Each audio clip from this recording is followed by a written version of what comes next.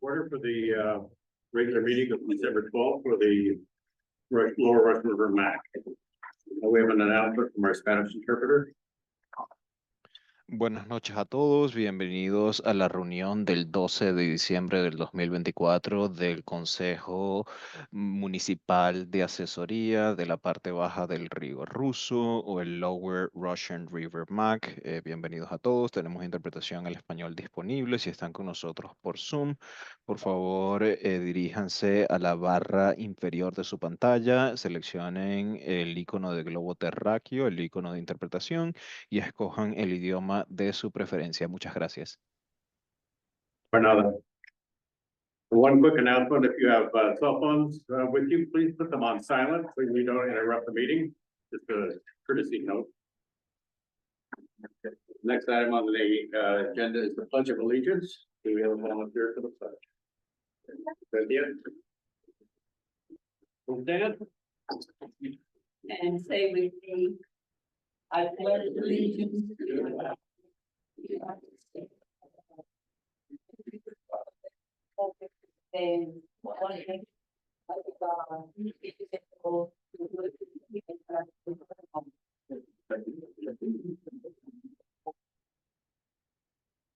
Item on the agenda is the approval of the agenda. That's the real. Our board, will volunteer and our chair. All right, sorry. So I'll start with you. Pip Marquez de la Plata. Here. Mike Nichols. Here. Joe Rogan. Here. Spencer Scott. Here. Betsy is not here. Cynthia. Here. Vicky. Here.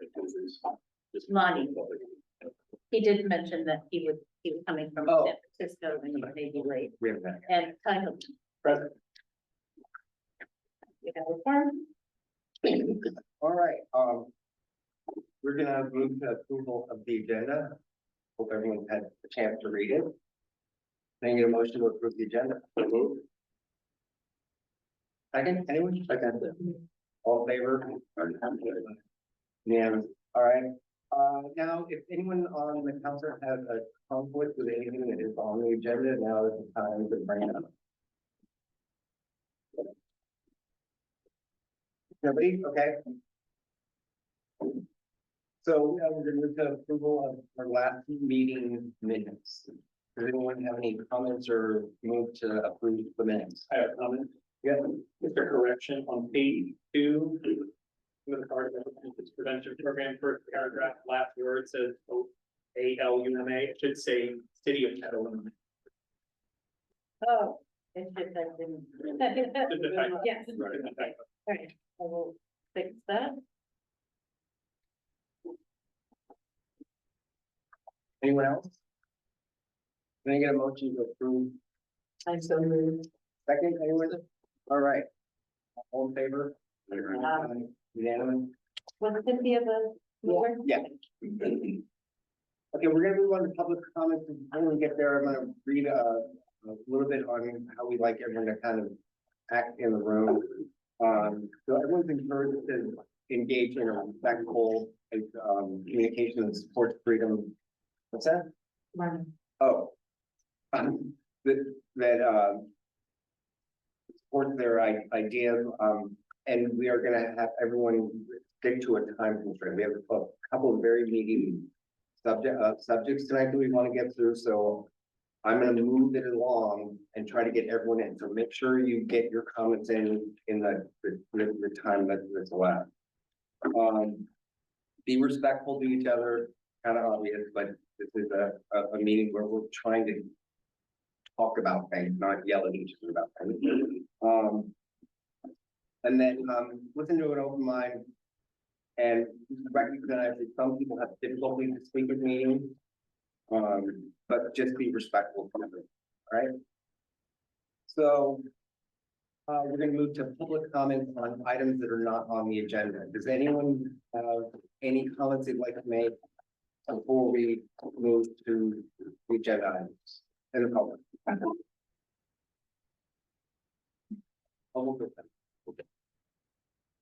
Anyone out there? Anything not on the agenda? I'm Anyone on not Zoom? seeing any hands raised online. Okay, council members, do you have anything, that you wanna discuss or make a comment on that's on the agenda? I would like to thank Cynthia and Mike. So I think this might be the last meetings with us. After 7 years. You've both been really helpful to me in my first term. So hope to see you at some events and some of the other.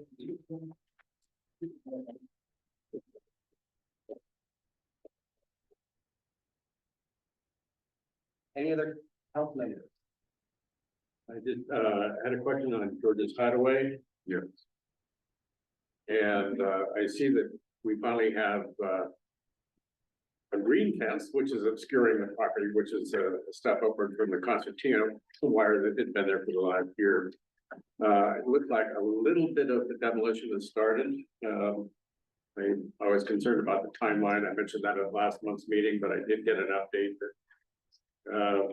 barring weather, that every attempt will be made to try to get this project up and going. And hopefully by the completion date, of June 1st, but that's of course dependent upon winter weather, I guess. Any other council members? Joe? Yeah, I wanted to reiterate that the plaza project has been funded and approved, and so moves forward to some design and eventually we'll have some options to present to the community. And I'm sure Linda will talk about the other funded projects. Anybody else? Okay, we're gonna move on to county updates. Supervisor Hopkins. All right. I will start with sort of some fun news, which is that on Tuesday, the Board of Supervisors met, and in our capacity, the Board of Directors of the Ag and Open Space District approved a whole suite of projects, 3 of which are in unincorporated West Sonoma County, and 1 of which is located right next to downtown Guerneville. Which is the vast lot that exists in the floodplain and behind the park and ride. And so we came in with a recommendation for only partial funding, which would not have allowed us to complete that project of $750,000. And I was able to ask my colleagues and gain unanimous support to fully fund that project. So we have $1.5 million from the Ag and Open Space District and $500,000 district specific funds that we had earmarked for a total of $2 million to build a park right there in downtown Guerneville. And it includes a small dog park, a large dog park, a big playing field for children, trails, creek restoration, and it was actually guided by some designers right here at Guerneville Elementary School. We met with Miss Frost's classroom, and Ryan and Stephanie from Praxis kind of brought them all, like basically educated them about design. And then I got to go visit the classroom, and they presented in small groups what they thought the design would be and discuss the pros and cons of all the different things. If you have a limited budget, what do you choose? So that's very exciting. We also funded a parklet / community plaza in downtown Occidental, as well as the new Brayton Town Square. So exciting times for West Sonoma County. Huge shout out to Michael Reynolds and Ludwig Catalan and Tracy Lyons from my office, who really sort of helped move forward, especially the Guerneville project, along with the Russian River Chamber, West County Health Centers, West County Community Services, River Arts, River to Coast, Children's Family Services. A lot of nonprofits really gathered together to support this, and so we're thrilled to get that going. Next up, we have the money. Now we actually have to build the thing, which we'll cross that bridge when we come to it. So also want to provide an update on George's Hideaway. George's Hideaway was officially transferred to Burbank Housing on December 4th. And so they have actually started construction. As Mike pointed out, all permits and approvals were obtained before the transfer of the property. So no more permitting hurdles to jump through. And they're going to do their best to, stay on time and make up for lost time. So again, trying to target occupancy for fall of 2025. Also wanted to mention that there are a couple of flyers with surveys on the counter. There's a hazard mitigation plan update, a link and QR code to survey to help the county better coordinate activities and reduce the risk of injury or property damage. And there's also a Sonoma State community oriented policing study which is sort of opening to the wider community now to learn more about whether residents in unincorporated Sonoma County and the Sheriff's Office agree on community-oriented policing. I also wanted to acknowledge that there is a conflicting meeting unfortunately taking place tonight over at the Forest Hill School about the unification study, which is a really big deal for West County. So I think our meeting was scheduled first, and it was a really bummer that they scheduled theirs at the same time. But it is a subject that we want to bring to the MAC for education and just for having another community meeting, because this is something that would really change things a lot and has the potential, to look at El Molino and, other things going on. So just want to say this is incredibly important, and we really want to facilitate community engagement, even though it's not technically the county's thing. We just want to make sure that information is available to the community. We're going to be getting a great update from our folks at Department of Emergency Management, Jeff Duvall and Sam Wallace later on. I just want to give a sneak preview that we were able to work with DEM and with the CEO's office, and Lupe Catalan from my office was able to work with COAD community organizations assisting in disasters, active in disasters, and assisting in disasters, and to actually distribute emergency financial aid. As I understand, all of the gift cards from the $10,000 purchase that was were authorized by DEM in late November have gone out.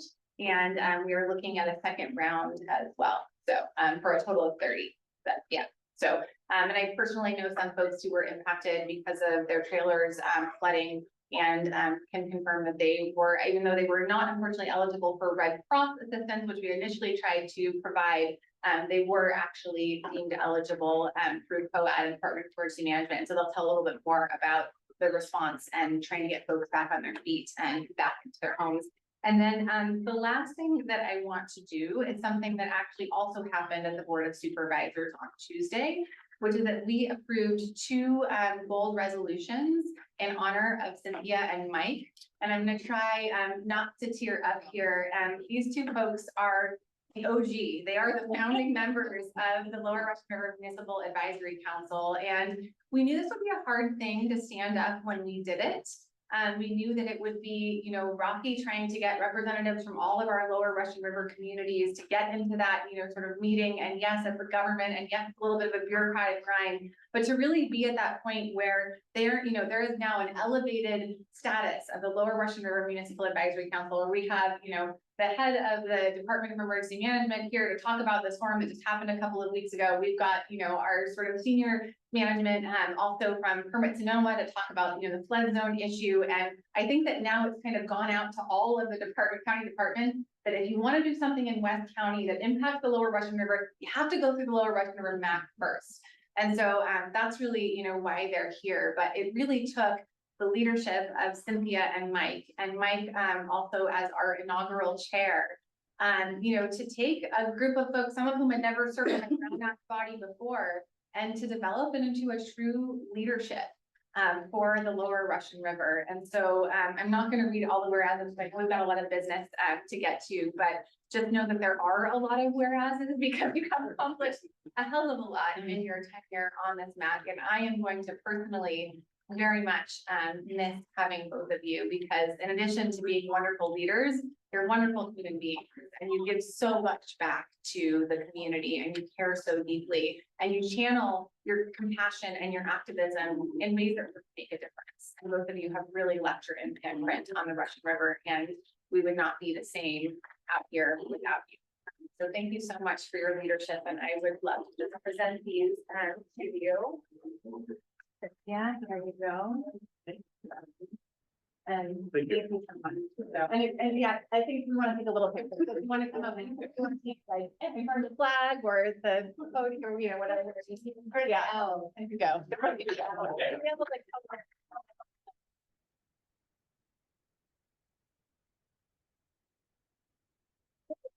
whole map should be in there. Maybe like people could stand just up here. Yeah, we want to do that. All right, we can kind of try to dog the out. Appreciate everyone's patience. These folks have dedicated so much of their time and volunteers. We want to matter.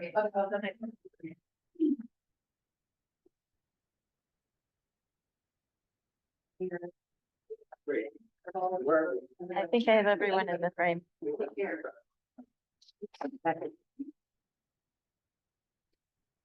Thank you.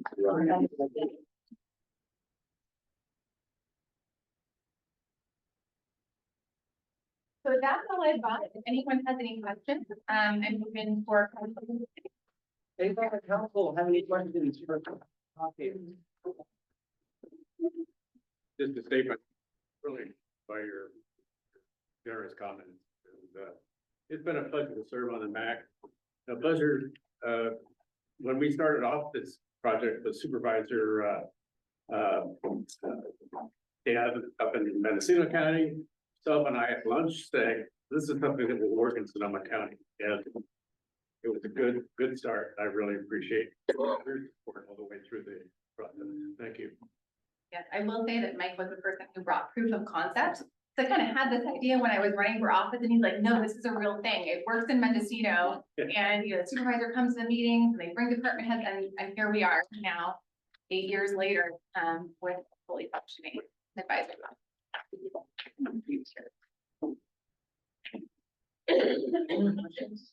Anyone up here?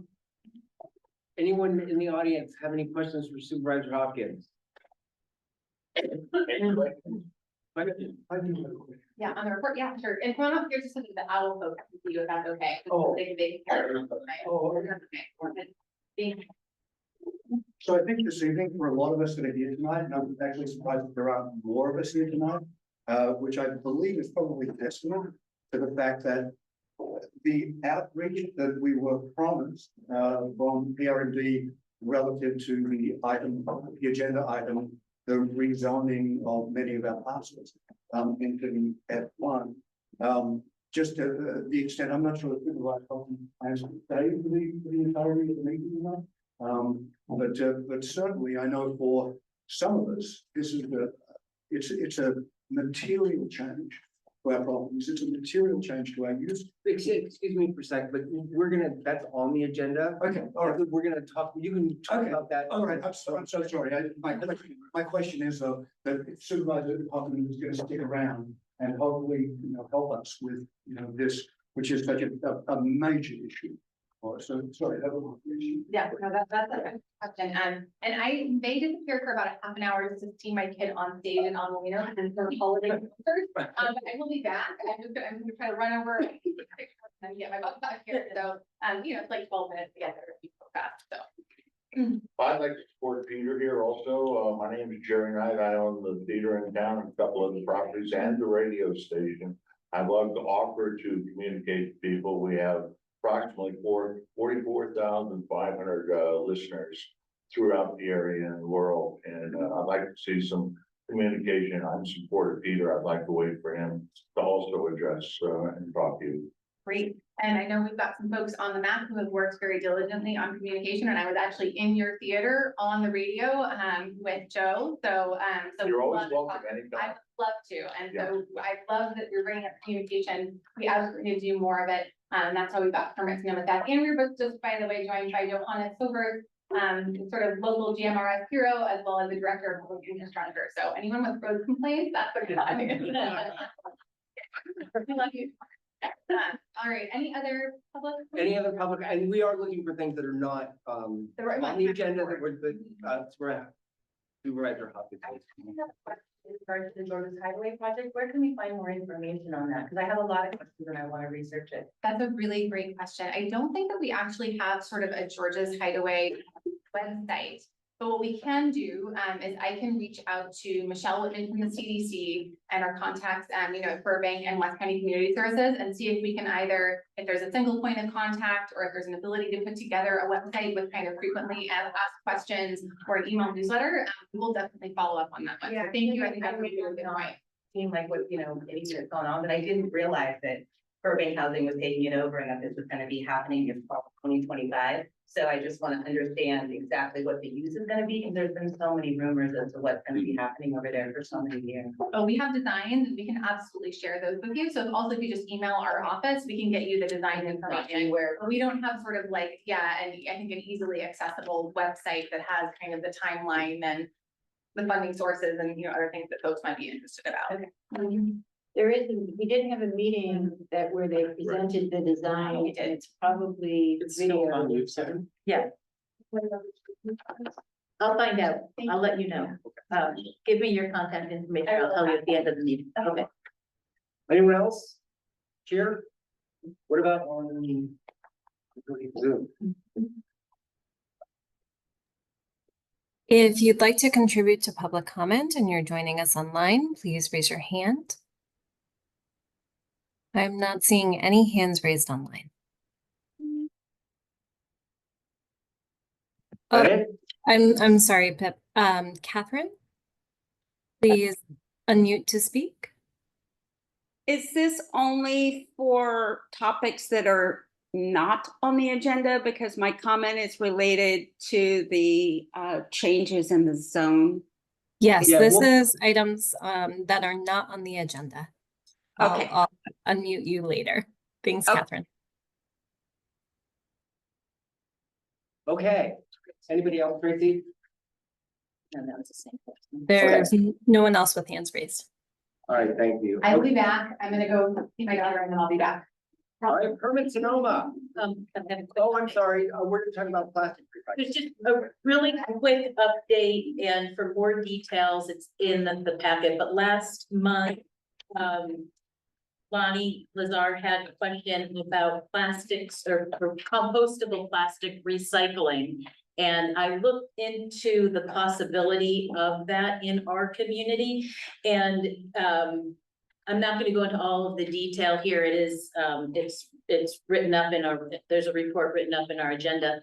But it's not possible at this time because there are no processors of compostable plastic for a number of reasons. So if anybody wants to have further conversation about that, you can reach out to me, and I can, that information is already posted with tonight's agenda if you want to learn more about it. Great, thank you. Okay, we are gonna talk about FEMA and the special flood hazard area map, and there's a bunch of you, I think. They're gonna come up here.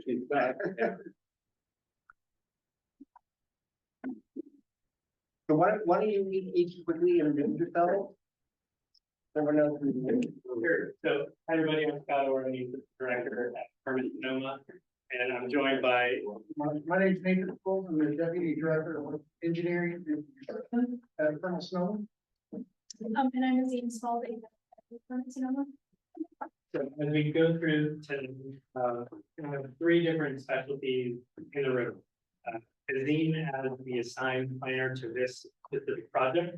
Nathan was the technical expert for all things flood related. And then me as kind of what we're gonna be working on next as part of, the general flood mapping and zoning and just kind of the bigger picture questions. So we're gonna run through this PowerPoint with any of you who are lucky enough to snag a paper copy when you walked in. You're gonna notice that's a little different. We tried to distill down what was overly technical just to make it flow a little better for a presentation. And so as we work through it, our goal is to get everybody on the same page in terms of what we're talking about. So before we even get into the presentation, I just want to say that the goal here is that anyone who has insurance will still have insurance, and anyone who loses anything in the event of a flood will get to put back whatever they had before. So just in case there's any worry that should something happen to your residence or your business, that's not the case. So I just want to let everybody know that. So we'll kind of go through the overview of what's happening, why it's happening, when it's happening, and then probably, I'm sure we'll have questions. Right, so we're gonna start off by going over some key terms that will be referenced several times throughout this presentation. So FEMA is the Federal Emergency Management Agency. They create flood and other disaster information maps, provide flood insurance, and provide federal disaster relief. The NFIP is the National Flood Insurance Program, and NFIP is a federal program that provides flood insurance to property owners in participating communities like Snow County. The regulatory floodway is a channel or river or other water course in the adjacent land areas that must be reserved in order to discharge the base flood without cumulatively increasing the water surface elevation more than a designated height. The county's floodway combining district, also known as the F1 combining district, corresponds to FEMA's mapped floodway, which we'll cover later. The floodplain is any land area susceptible to being inundated by floodwaters from any source. The county's floodplain combining district, also known as the F2 combining district, corresponds to FEMA's mapped floodplain, which we'll cover later. So why is this being done? The Lower Russian River area has not been studied or mapped by FEMA in over 30 years. Technology has advanced, allowing for higher mapping accuracy. How does FEMA generate maps? FEMA incorporates data from climate science, waterway information, hydrological data, local engineers and surveyors, and land use and development information. So who needs to be aware and who is noticed? Areas along waterways where populations are concentrated, like the Russian River area, creeks and channels, low-lying flood-prone areas like wetlands, and public notices were sent via USPS to affected property owners and property owners within 300 feet of affected parcels and posted in the rest of the map. So what are the changes? The county implements FEMA maps through parcel rezoning to add or remove the floodway or floodplain zoning designation in compliance with FEMA regulations. If your parcel is added to the F1 or F2, your parcel is subject to FEMA regulations implemented through the county zoning and building codes that apply when building a new structure, remodeling, repairing, or making other improvements. And you need to check with your insurance provider to review insurance impacts to your parcel. So a little timeline here. FEMA released preliminary flood insurance rate maps, also known as FIRMs, for public review in October of 2022. FEMA published a notice of appeal for preliminary maps in Press Democrat on June 22nd and 29th, 2023. A 90-day appeal period commenced between June 29th and September 27th, 2023, during which residents, businesses, and the county could appeal flood risk information on the preliminary maps. On July 31st, 2024, final maps were published and no longer appealable. So this is one of 3 examples of areas where there have been more significant changes to the flood hazard area mapping. Online resources will be provided at the end of this presentation that include an interactive map demonstrating the current and proposed floodway and floodplain boundaries as shown in these examples. We'll give a demonstration on how to use the map at the end of this presentation. This example demonstrates the change in the floodway and floodplain boundaries in Rio Neto, with current boundaries shown in orange and lighter orange, and proposed boundaries in blue and lighter blue. This example demonstrates changes to the floodway and floodplain in Yorkville. It's a little hard to see kind of as small as it is right now. So when we do run through a little example to demonstrate how to use it, we'll be able to see kind of where those boundaries are. And lastly, this is an example of changes to the floodway and floodplain in Monterey and the North Florida area.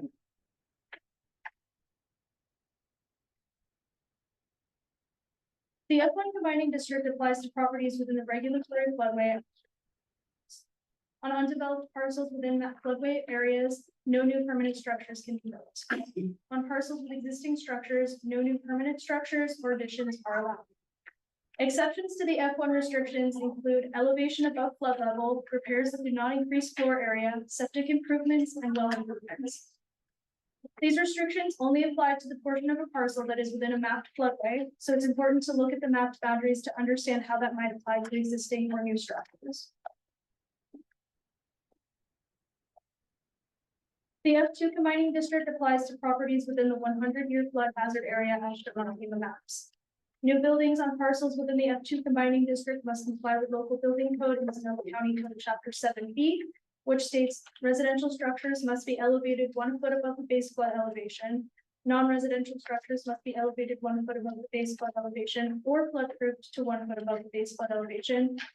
And submission of topographic data, engineering studies, or other studies may be a requirement to determine the effects of flooding on a proposed structure. So we're going to go through some examples as well. So a residential example. If a house in the F1 is destroyed by flooding, then the house can be reconstructed within the same footprint. Another example would be if a deck in the F1 rots and needs replacement, then the deck can be replaced. However, the deck cannot be enclosed or increased in size or scope. Good commercial example would be one that we've talked about before. If the Guerneville Safeway is partially destroyed by floods, then reconstruction of the Safeway is allowed if it's damaged less than 50% of the replacement value of its Safeway structure. Please note that the improved or reconstructed Safeway must comply with flood elevation requirements per chapter 7 of the SNO.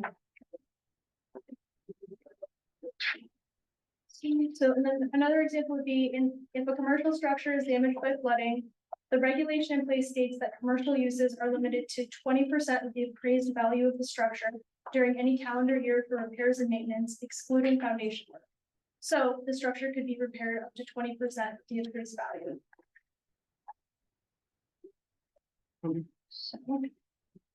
What would change if the county does not act? So if the county is suspended from the NFIP because we don't adopt the FEMA regulations, then property owners will not be able to purchase NFIP policies or renew them. Federal grants or loans for development will not be available in affected areas. Federal disaster assistance may not be provided for any natural disaster, including flood damage repair or reconstruction. Federal mortgage insurance or loan guarantees will not be provided in affected areas. Lenders must disclose that property within flood hazard areas is not eligible for federal disaster assistance, and FEMA grant programs would be unavailable to the county and flood hazard area residences.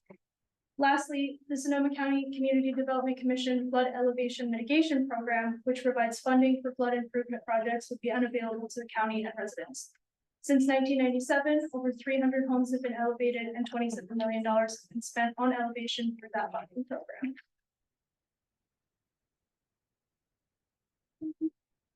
So what's Permit Sonoma doing next? The county is implementing FEMA maps through rezoning to ensure that the county stays in compliance with the NFIP.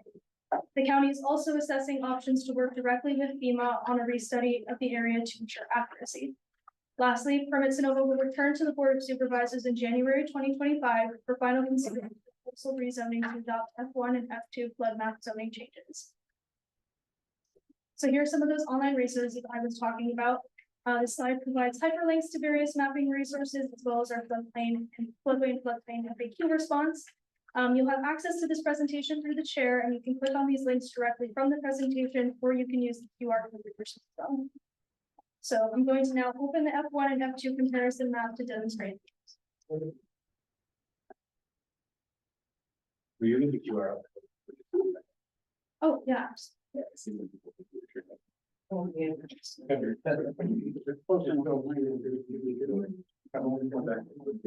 we realize there may not be created in the moment? And there is one moment. You can just take a photo and you can click on it later.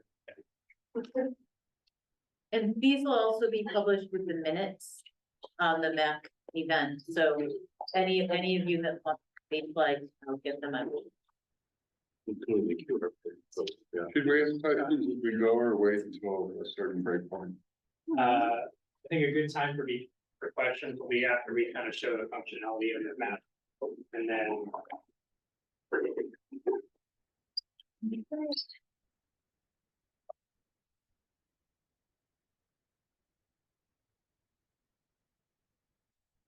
And one thing to be aware of with this map, so this is the first time we've rolled out something like this, so it works on a computer, doesn't work on a smartphone yet. So in case anyone is opening it, you're just going to see all of the layers.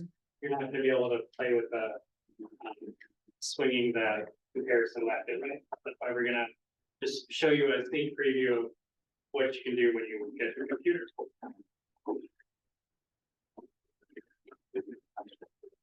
So basically what we have is the current flood areas and then what is proposed as part of adopting FEMA maps. And you can, go to your property or property you're interested in and move the line back and forth to see if the shape of the floodway or floodplain changes. So So here's an example. It looks like this is the Johnson's Beach area. So here's the as it exists right now in our zoning. The floodway in the darker orange and the floodway in the lighter orange. So I'm going to bring the slider over and we're going to see what that looks like as it expands. So you can see that, that it's getting wider in the floodway area and the floodplain is expanding. And so it's not getting, like, there are some areas that will actually fall out, not just things that are falling in. So if you could go back to where you were, the takeaway area. So, and then slowly pull it to the left. You'll see that there's some properties that fall out. So the updated FEMA maps are only adding when there's some being taken away.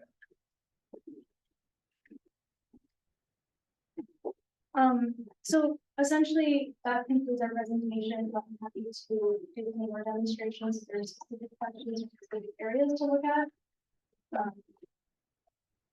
We're gonna go to council first and then we'll go beyond. I just wanted to clarify, so is FEMA constructing this map? That is correct. So our maps are essentially just providing local information to what's already happened at the federal level. So Okay. these are already the maps being used by FEMA and insurance companies to decide policies and coverage. But they're using local expertise to construct them to some extent. They are not using local expertise. So in order for us to be eligible for the National Flood Insurance Program and flood elevation and things like that, we are required to use FEMA's maps. So through this process, we actually are researching how the F1 and F2 zones came into existence, because most jurisdictions don't have a flood zone like this where it goes to the planning commission every time a map changes. Most just say whatever FEMA does, we accept. And so our flood zones are actually from like 1941, so there wasn't even a building back then. So this exercise really highlighted the need to, if something is like 80 years old, it's probably time to go back in and see if the kind of the intent of its creation still applies, and if we need to update any of the codes going forward. Example like the 50% assessed value of Safeway.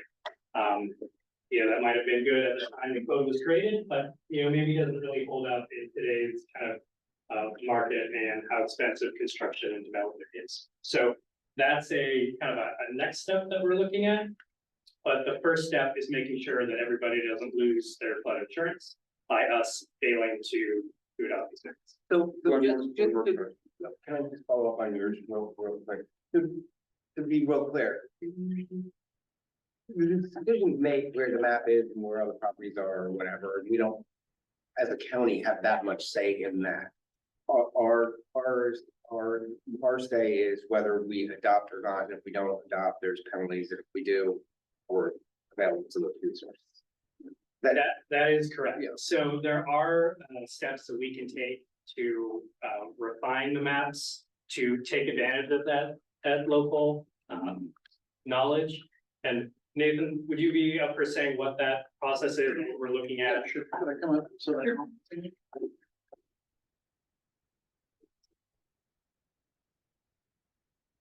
good evening, everybody. So what Scott is mentioning is we can do a local study, and FEMA call those LOMARs, letter of map revisions. And so we would take on certain aspects, certain regions, and restudy the flood and present that to FEMA. And we'd go through an iterative process. They would plan, review it, make sure it meets all their standards. Everything's in accordance with the way they would have done it. And they may just have missed something that we pick up on. And there's one specific thing I think they did wrong. And that's how they did the floodway or the F1. An example of this is we're almost finished with the Todd Creek letter of map revision. Many years ago, they restudied the Todd Creek channel. We felt that there were problems with it. We appealed that. We were not successful. They adopted the maps. We were stuck with the maps. So we commissioned, the Board of Supervisors allowed us to enter a contract with a local firm and Roseville, local California. And so they restudied the Todd Creek channel. There were improvements. There were areas that got mapped in. that FEMA had mapped out. There were many areas that we feel should be mapped out that our study concurs with.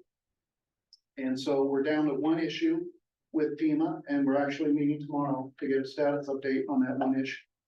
But the big area around, if you're familiar with Santa Rosa and Todd Creek, the Freedman's area, that Hunter Creek Channel flood, or not floodplain, but the Hunter Creek, Santa Rosa plain in that area will, in our view, will be mapped out once we get the letter of map revision approved. We're arguing or discussing one narrow area about the floodway up more near Santa Rosa, the Sounds boundary. So we have a path. We've scoped it out. The cost ranges from $100,000 to $250,000 to restudy this, depending on the scope. And so we are going, I don't know, we haven't gotten too far in that analysis, but we have some numbers and we have to consider that and see if we can seek funding for that. But the Todd Creek is one example where we adjust this. That gets your question? Yep, and I know, Joe, you had something to say. Yeah, I've got 20 more questions about that, but I bet they're the same as all you have, so I'll let you do that. But one other question that I have is this 20%, so Jerry floods, the theater floods. You say, Hey, watch. And we get one interested here. Right. am I right that you can only be reimbursed 20% of the value of the damage? I didn't understand that 20% thing.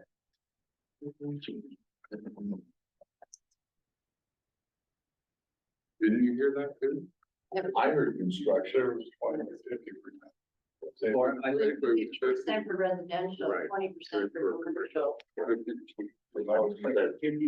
Insurance.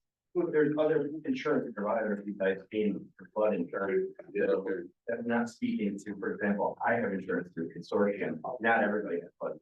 Right. So. Some of those sections are in a part of our code that's called legal non. That means it was legal when you built it, not so much anymore, but we're gonna let it keep on operating. So while that code does exist, I can't think of a single instance where someone lost their home or a business suffered damage because of a local emergency that we didn't find a way to let folks put back what they put back, whether it's fire, flood, landslide, whatever. So that's one of the sections of our code that we feel that we need to go back in and add more clarifying factors to make it clear to everybody that what you have, still get to have, no matter what nature throws it. So to the valuation thing, we wouldn't have any involvement in how much folks can get from their insurance company. We're really just looking at the footprint and the amount of space. The kind of the underlying principle, but behind not having, structures in for the floodwater scope is because as you take up more space, pushing the water somewhere else. So the more you take up, the more the water is going to go to your neighbor or downstream or wherever it's. Unless you go up. Unless you go up. Just a question. Well, that's why there's the flood elevation program is, we can make the base less subject to damaging the good stuff in the house. By going back. We're gonna take a count. I'm sorry, just in my, No, I get it. And we'll give everyone an opportunity. I'll relax. Okay, any other council? I do have a question. I know that the county was looking at the Vets Hall site for a potential firehouse and community building. I look at the new map now, I just put it on my computer, and it looks like that lot is within the flood zone. Is that correct? What is the address for that? So So I don't know how you can. you're safely in. Do you have the address? Pardon me? Do you have the address? Well, I'm looking at the corner of First and Church Streets.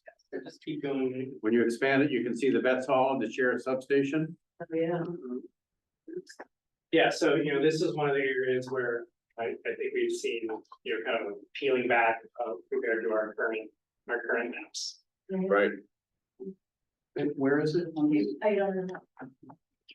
Pardon me? Which one is that? You know where it is? If you run the slider, expand it and then run the slider across the corner of First and Church Streets. So which is show the yellow, so we can see how it changes. Taking it out. When you show the yellow. Keep going. Keep going. It's right there. There we go. There you go. There. Yeah, Right. Right there? A little bit. So I'm just going back and forth so that people can see. Some, You're going out of. so scroll to your left, yeah. Okay, so that's parcel right there. Yeah. So you can see from the map that some of the parcel has been removed from the floodplain. Okay, when it gets, if somebody comes to redevelop or they want to do some work on this project, because it's so close. What we then rely on is on the ground elevations. So we have the flood elevation, say it's 60 right, that's close, but I don't have it memorized. Let's say it's 60 going through that structure, right? But the ground, maybe on the river side, maybe 59, but on the street side, it's 61. Okay? So we would have to get to that refinement to see if the regulations even apply. Yeah, I'll go with it. And then if they, since this looks like it's floodplain, they can rebuild, it would just have to, and it's commercial. So, or non-residential. So they would have to flood proof or elevate to 1 foot above. So if you're non-residential, you get that choice.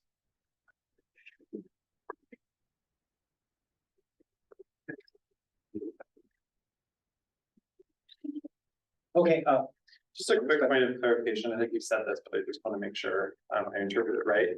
The restriction on F1, if your parcel has some F1, let's say a little F2 and then nothing. You can theoretically build new space in the area outside of that zone. So it's like, even though your parcel is now zoned in the F1, as long as it's out of the floodplain, you can build in structures. Right, let's say it's just kind of Theoretically. flipping the southern boundary of your parcel, drops down to the river, but you've got a higher elevation in the rest of it. The higher elevation part, if it's high enough, isn't gonna be subject. Great, thank you. Yeah, so, but you still would have got the same notice that everybody else got, whether just a little bit of your property was in or the whole thing. Anyone else on the council? No? Okay, we're gonna move to, okay, your hand was up a while ago too. Yeah. And if our panelists want to come over here, the owl can capture you from there. And then that'll allow public comment to come up to the podium. Thank you. I have 6 questions, so. When they answer, that's only counts my 2 minutes, right? So I'll ask the question to boss. Did the county appeal FEMA's findings way back in the timeline?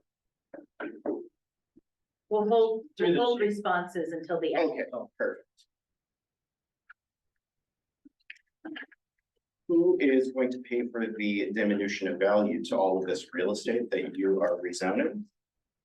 3, if more than 50% of a property is damaged, for example, by a wildfire, how does that work? I know you brought that up briefly. 4, point of clarification, the FEMA and federal government does not have the authority to rezone anything. The authority and the political consequences for rezoning lies only with the Sonoma County Board of Supervisors. 5, can you expand more on the difference between the nuances commercial versus residential? I heard this 50% threshold. And to the gentleman's point, I know your intention is to let people rebuild if the properties were destroyed by flood or fire, but just to be clear, under the current building code, it would be at your discretion. So the county would have the discretion to say, your house burned down, sorry, you're not getting a new one, we're not issuing. Thank you. Thanks. Okay, we can answer those questions and then we'll go to the next. Okay. Thanks. If your house burns down, you get the rebuilding.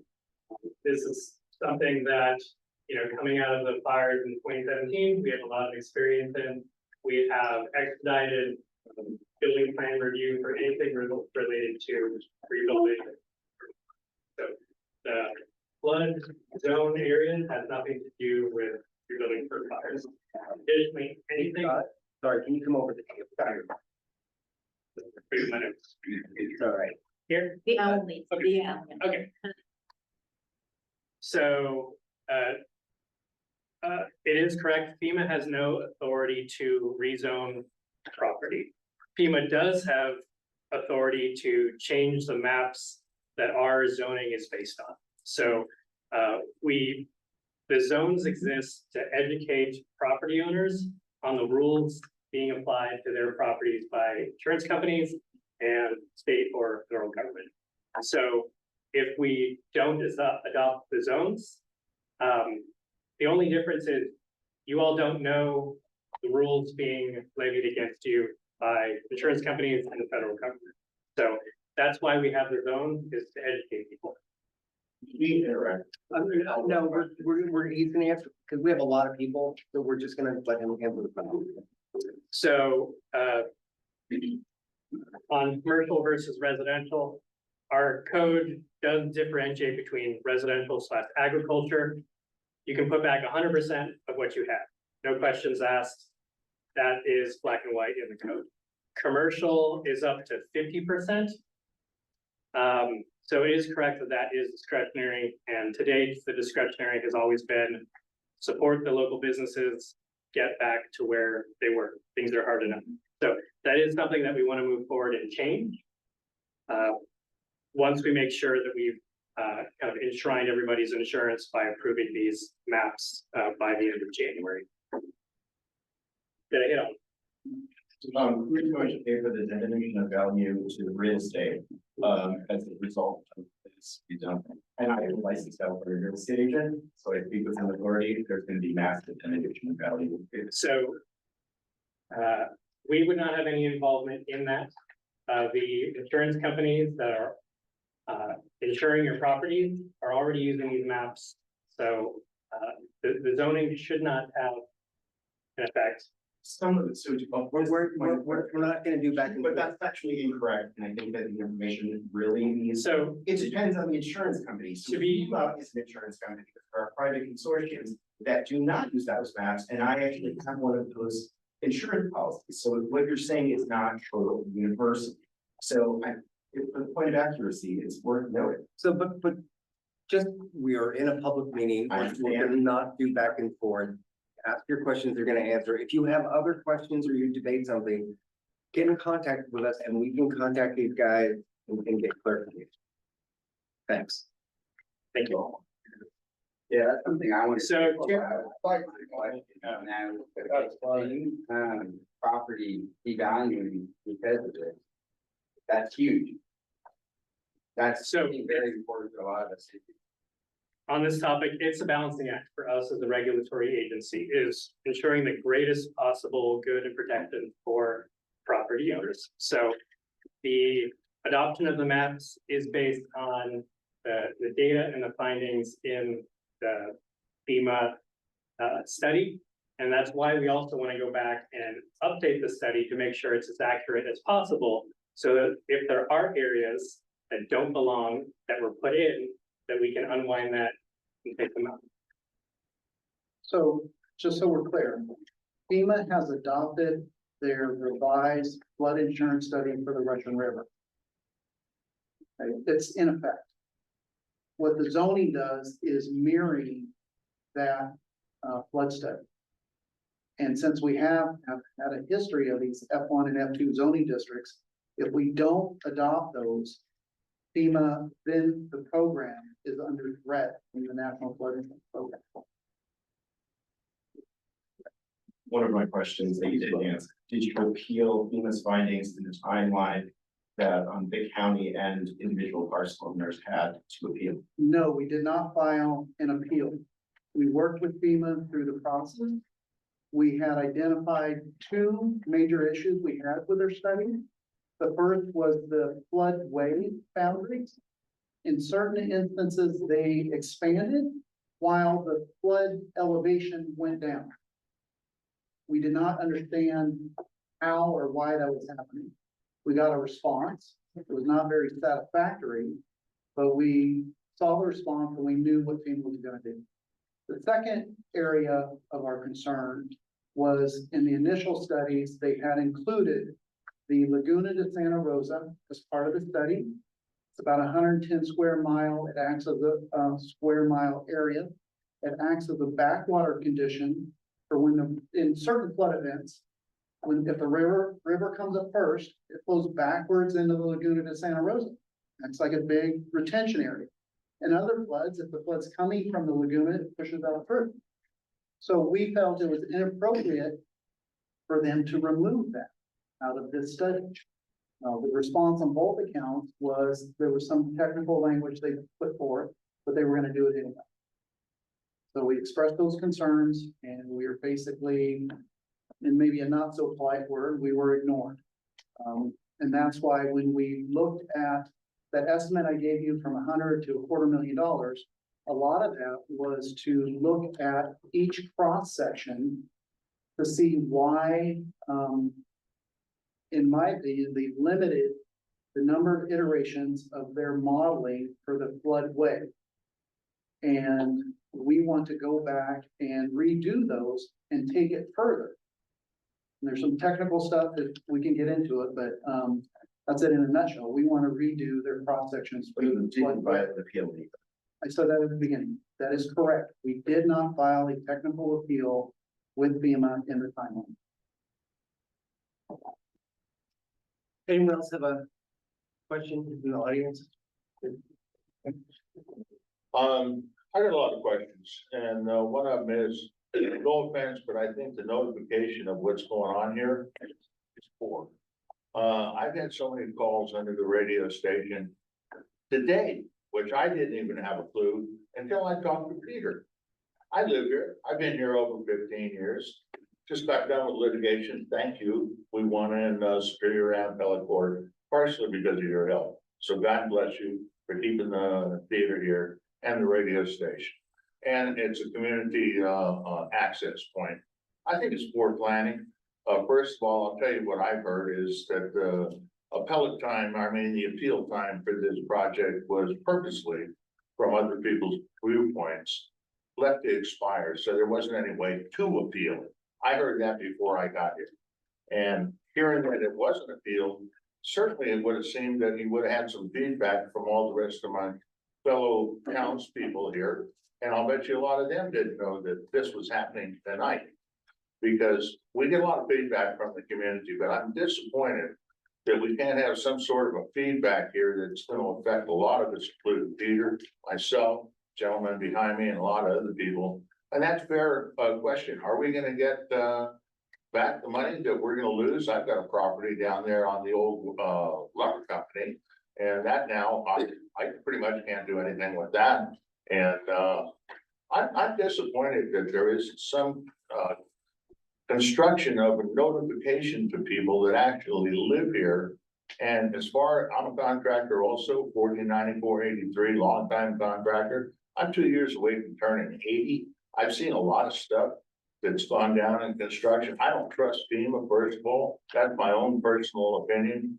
But if it could have been appealed by the general folks that feel that there's a concern here, probably it would have been nice to have the meeting here to get their feedback, to see who's going to be affected, how it's going to cost them monetarily, how it's going to cost them in their life. Because I don't think there's been any, no offense, I don't think there's been any planning on the actual cost of this to the people that own the property and the losses that they're going to absorb. Because there's no agents. I'm sorry, but your 2 minutes is. Well, my 2 minutes is up. That's all right. I can get on the radio, but I'll tell you what. I can stay on that for a long time. I was gonna tell you, generally it's got good things, but bad things about putting obituaries up there. But this is in the same class as an obituary for me. to put up on marquee, because that's what I want to put up there, is notify people what the hell is going on. All right, thank you. Sorry, That's, no, it's okay. no, I'm sorry, because sometimes I should talk less, but it's not within my ability to write that check. Come forward so that. I have like a two-part one, and I'm just getting a lot of clarification because I've heard some of this before, but can I just get a general sense? Who here has property that's moving from, according to the maps, from F1 to F2? No. Or sorry, from F2 to F, the other one. Okay, so that's a big move. Are you guys super clear on what the difference between the implications of moving from F2 to F1 are? Okay, and then from people who are moving from nothing to F2. I think that's the biggest thing I'm trying to really understand is like, what are the implications of the different zones? And do people really understand that? Again, I'm not in it, so if you guys really understand that clearly, then this question is moot. To me, I was doing that because I'm not really sure what the difference is moving from F2 to F1. And I feel like that's the biggest thing that you guys can help us understand in that. Or from not required. Or from nothing to F. Now all of a sudden, I have three to houses that I need to have flood insurance on. And if I miss the cutoff, it goes from $900 to $4,000. I can't put that on my renter.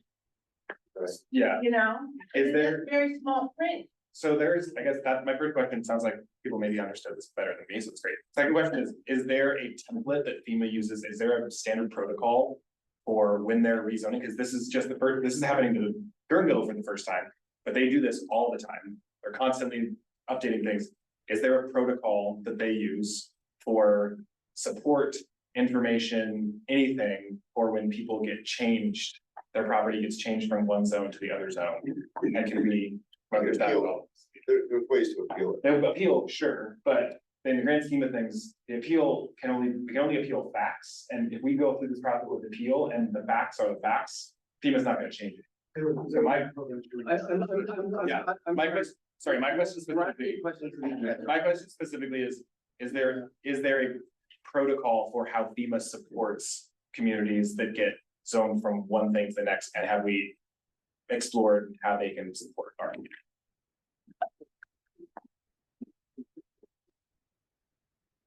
Okay, so the first question was, what are the implications from going from one zone to the other?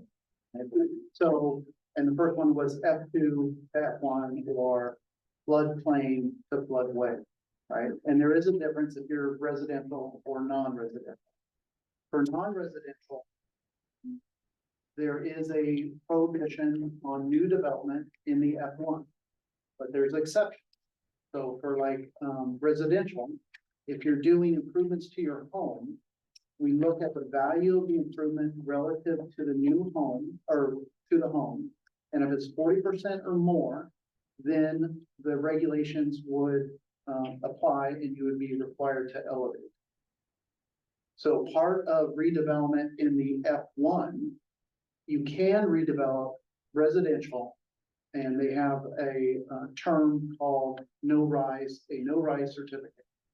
So if you have an existing single family dwelling and there's damage or you're doing work to it in the F1, you need to demonstrate that there's no rise in the base flood elevation.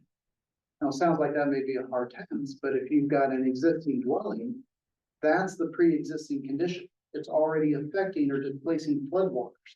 If you're doing a kitchen remodel, interior work, there's no net change. So by inspection of the building permit, we view that as meeting the no rise certificate. So that's an implication of being, excuse me. So that's one implication of being in the F1, is that you have this extra hurdle of doing the no rise certificate when you do improvements to your home. And in the F2, I mentioned the percent improvement that applies in F2 and the F1. So if you are now being moved from a not in a flood to the floodplain or to the F2, the requirement to elevate could come into play for new development, or if you redevelop to the 40% valuation threshold.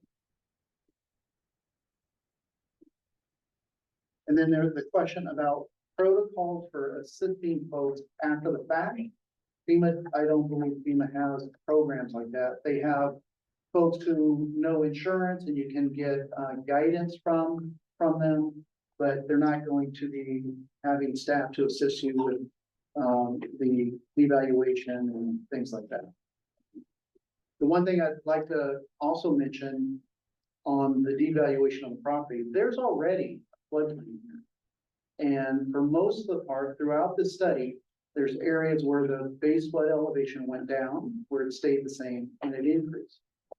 So what I'd like to do is maybe after we get through all the questions, is if you have an address, we can look at it and see if it actually changed or not. So we've got this cool tool that you can slide back and forth, but you know, you guys don't have computers here, but we do, and we can check it out for you. Thank you. Can we do this at home? Yes. But I don't see that address. Yeah, but how do you get that on the desktop? All right, go ahead. So, yeah, my question, when I bought my house a couple years ago, my plan to expand the house. I had. Sorry, can you come up? Yeah. So, I wanted to expand my house and I have a shop that is next door, right next to my house. It's not connected. Wanted to knock that shop down. Well, they're gonna expand my footprint of my house over. I think now I'm gonna be in at one. So is that gonna keep me from being able to do that? So how big is your shop? Like 1,000 square feet. So to me, how I would look at it is, you know, the existing structures is a certain number of square feet. And if you're looking to take down 1,000, let's say you're gonna add 1,000, it's taking up the same amount of space. Okay. So there would be no net change, no total change in the amount of water that's being displaced. And now I know you mentioned something about foundation work, because I know there'd have to be some foundation work. Is that something I'm not gonna be able to do? That'd be part of the square foot analysis, and we'd also look in the no rise. So if you're getting rid of one foundation but adding another, it's a similar volume of material displacing the floodwaters. Okay. And there's no net change. Okay. And then my last question, say our property values do drop. I know it's a lot of people's concerns. Are my property taxes gonna drop too?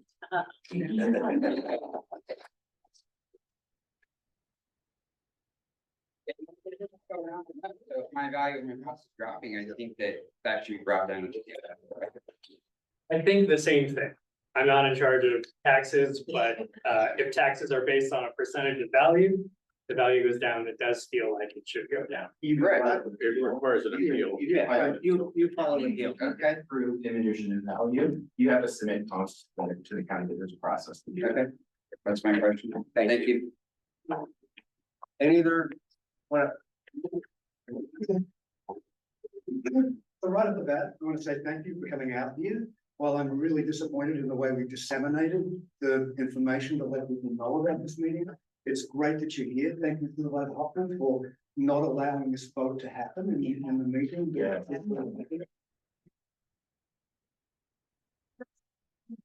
For many of us, this represents a substantial amount of our net worth. I have Stumptown Brewery. I've been there for 26 years. So clearly, this has been a significant investment for me. And just like my neighbors, we've been popped into the F1 zone. My main concern, obviously, is because I'm not concerned that my building is going to be damaged in a flood.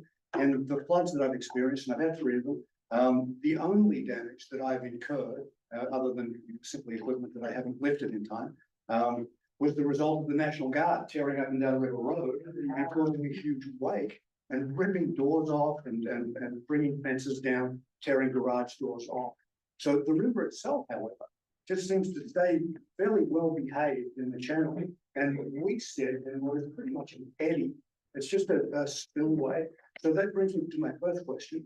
When it comes to the verification of the flood map by the county and the how would we actually, maybe present to you guys that by observation, because during the floods, I actually stay at the brewery.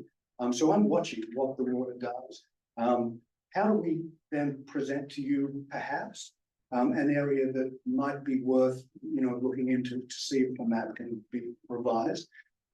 Then when I looked at the lawful non-conforming zoning, it absolutely says that I can't rebuild my property if more than 50% damage has occurred to it.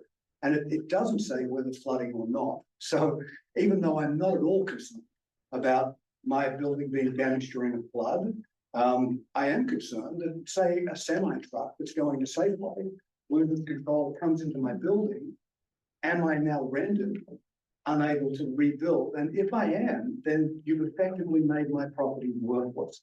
So that 50% really concerns me, particularly since it's expansive and isn't limited to simply flood. I'm thrilled that you guys are talking about modifying those variances to allow us to do that. Just a couple more seconds. Okay, great. And would very much like to know what the timeline is on that as well. And obviously, when we have parcels that are greater than half an acre, that is specifically mentioned in there as well. That it becomes more complicated to get a variance if your property is greater than half an acre, which we are, although we're next to each other on the river. But because our properties expand down to the river, they're greater. So thank you very much for your time. Thank you. Thank you. Sure. So the first question was about lomas and how you participate in those. I'll give you a couple examples. What I've seen over time, the vast majority of lomas I've seen over time are where the floodplain touches the parcel, but maybe not the structure. So there's an insurance company in Texas, they're looking at the map. It's designated a floodplain. They don't know the local situation. So what typically happens is you get a licensed architect or engineer to file what's called an elevation certificate that gets appended to the LOMA. And what they do is they go out and they shoot elevations of the approximate four corners of the house, and demonstrates that the ground is higher than the flood elevation. And then that supports the letter map amendment, and FEMA will individually map that structure, parcel, will map the structure out of the floodplain. That's a classic scenario that I've seen. And so the way you participate is you'd have to consult with the architect or engineer, get them to evaluate it, do the elevation certificate. For floodways, what I've seen occur is, again, it's a civil engineer typically, because the architect, they don't do the work. But the way the floodway is established, and we'll get into some of the technical details here, but imagine the floodplain, they theoretically squeeze it in until there's a 1 foot rise in the flood elevation, and then they say, this is the floodway, right? And so depending on the river's topography and situation, sometimes they encroach on one side, sometimes they encroach on the other. And we've seen engineers redo that on a case-by-case basis and evaluate it and present the analysis and demonstrates that the structure is not in the floodway. This is something that we talked about earlier about doing programmatically, doing all the cross sections. That's how we came up with that estimate early. But I've seen that happen with the LOMA as well. And then in regards to the timing, so we are near the end of updating our public safety element of the general plan. And so that's kind of the guiding document that has, policies, goals, but also has programs. And so one of the programs that we've put into the draft update of this document is to reassess the F1, the F2, and also the G zone. I know we're not talking about earthquakes today, but to, back to that earlier point of asking the question, is this thing established in 1941 still doing what it was designed to do? Or is it just creating another complicating factor that doesn't need to exist anymore? Building codes come a long way. The way our community responds to disasters has come a long way. So there's a lot of things in play that weren't in play in 1941. So we want to go back and look at that. So that kind of programmatic document will be coming forward for final adoption in the spring of 2025.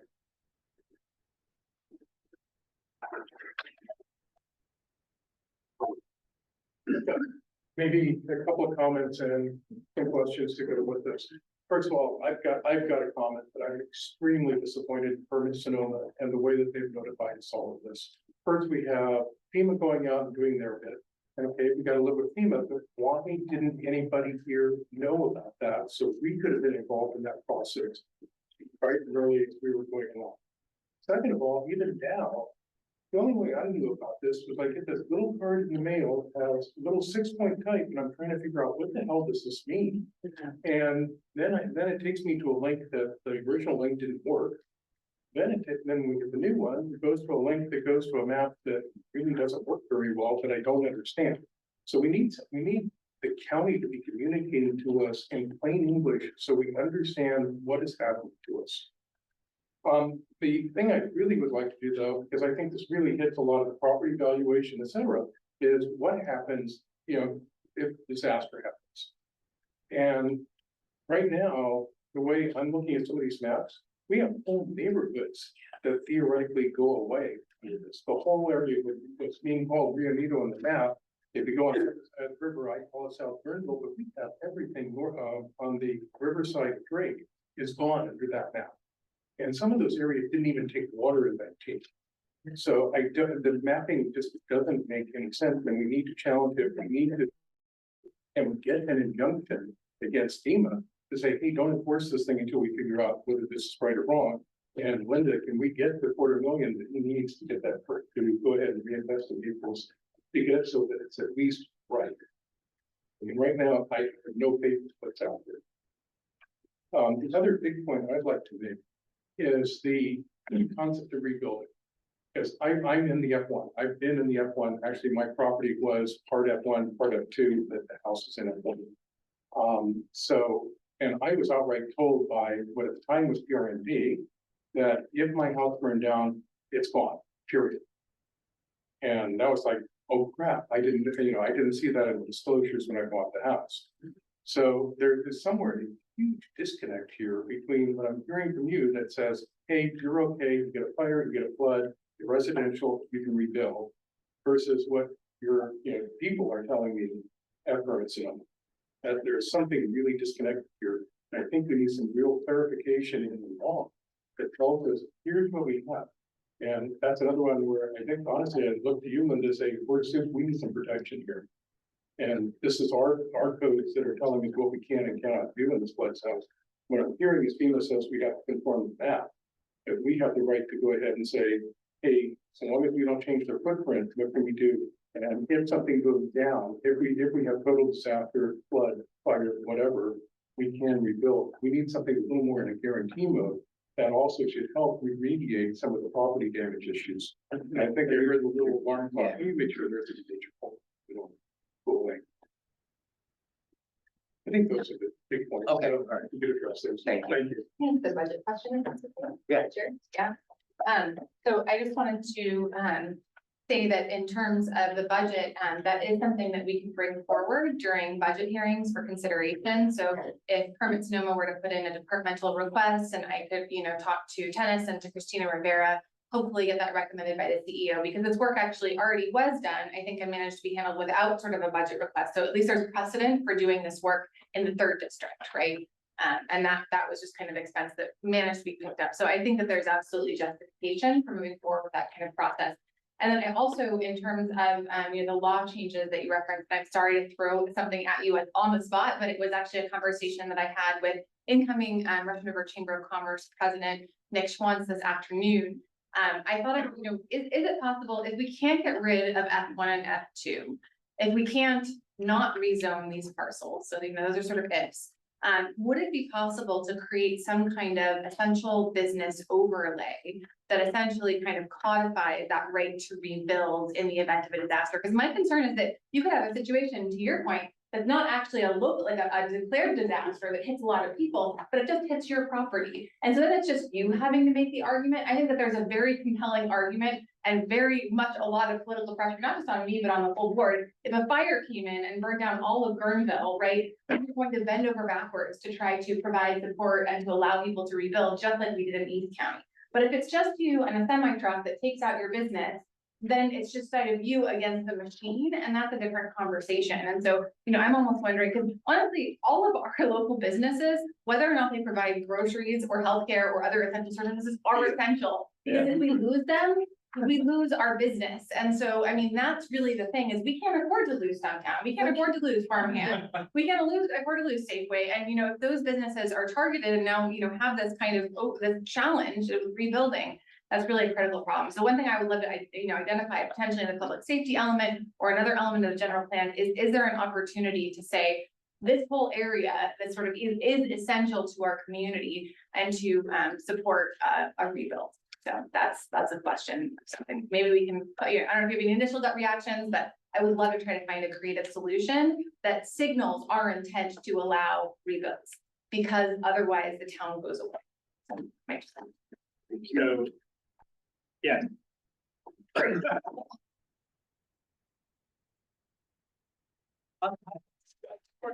Follow up on something that it's been very consistent with a lot of people, and that's communication issues. I know I've been on this thing since its beginning, and we're constantly bombarded, like, why don't you tell us what's going on, why do you do that? And we're limited in what we can, not what we can say, but the bandwidth or the channels in which we can get information out, and then everyone complains because they haven't been right. I wish, and this is not just here, but it's a county-wide issue on everything government. If the county puts a lot of money into a lot of things, think about hiring a communications firm or something that will, or something that makes it better. So when you have a bunch of bureaucrats doing this, it's kind of cruddy. So anyway, I don't mean to disparage anyone, but it is what it is. Well, and we've asked before, and I want to ask again, as part of the communication, the last communication committee. Tell us, how can we communicate with you? We know everybody's not on Facebook. We know everybody's not getting the newsletter. We understand all of that. Jerry, maybe we could get you information about the MAC meetings every month and you can make an announcement. I had my hand up, I was gonna offer it, I was gonna offer a place to meet, a place to communicate. We know at least a week in advance what any topic's gonna be, and if you could get that out. It's been in there, because she's got an open door, and I actually like her. Supervisor, and this woman works hard, and so does he. I not Linda being with you every month. I'm saying. She may be with me. She has use of the theater and you can meet there. I'll make myself available. The theater is yours instead of this way.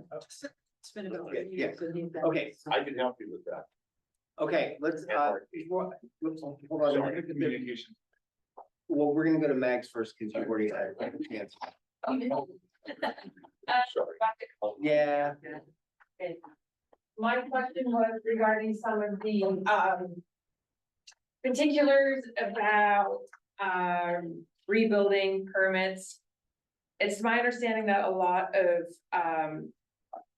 that you cannot rebuild because of water displacement. If you want to expand your house, rebuild, you need to use the same footprint, correct? And is that FEMA that decides that, or is that permit Sonoma? Then from there, does that mean we can always keep building upwards? And can you guarantee us that we would maybe always be allowed to go upwards at least? And I probably have more questions, I can't think of them right now. So the first question was, is that FEMA or permit Sonoma on the square footage and whatnot? So I believe that's permit Sonoma. So FEMA, we've mirrored, they have model flood regulations that we've embodied into our local codes. Those are more structural building type. This is how you do it. That's where we get the 40% for significant improvement, 50% for commercial, That's where we get the no rise. So rebuilding in the F1, if you do the no rise certificate. But the square footage stuff is coming from, So that's something that could be appealed. right, because it's local. Well, no, we can, that's what Scott mentioned earlier, was since the F1 and F2 were developed in 1941, before FEMA's first study was 1991. So Sonoma County has a history of this, but it's dated. So we need to go back and revisit that. Does it still work for the community? So that's at the local level. So yeah, we can address that. Or look at it. Yeah, because that would probably be something to help the folks who feel like their values are going down. If they're still allowed special, I don't know, special ways to actually do some construction. So then your next question was about going up. Yeah. So there becomes a physical point on how high you can go just based on your existing foundation. And so, but there's nothing in FEMA or building code that would prevent that. Okay. All right, anyone else on this subject? I just will say one thing and I'll get to you is, go to the county website, go to Linda's page, sign up for the newsletter. Everything that we do, all of this stuff goes out in that newsletter once, Twice a month. twice a month. So everything that's covered, that affects us in District 5, you will be aware if you sign up for that one. And there's a QR code on the counter. There's a QR code on the counter. All right, someone back there. Over.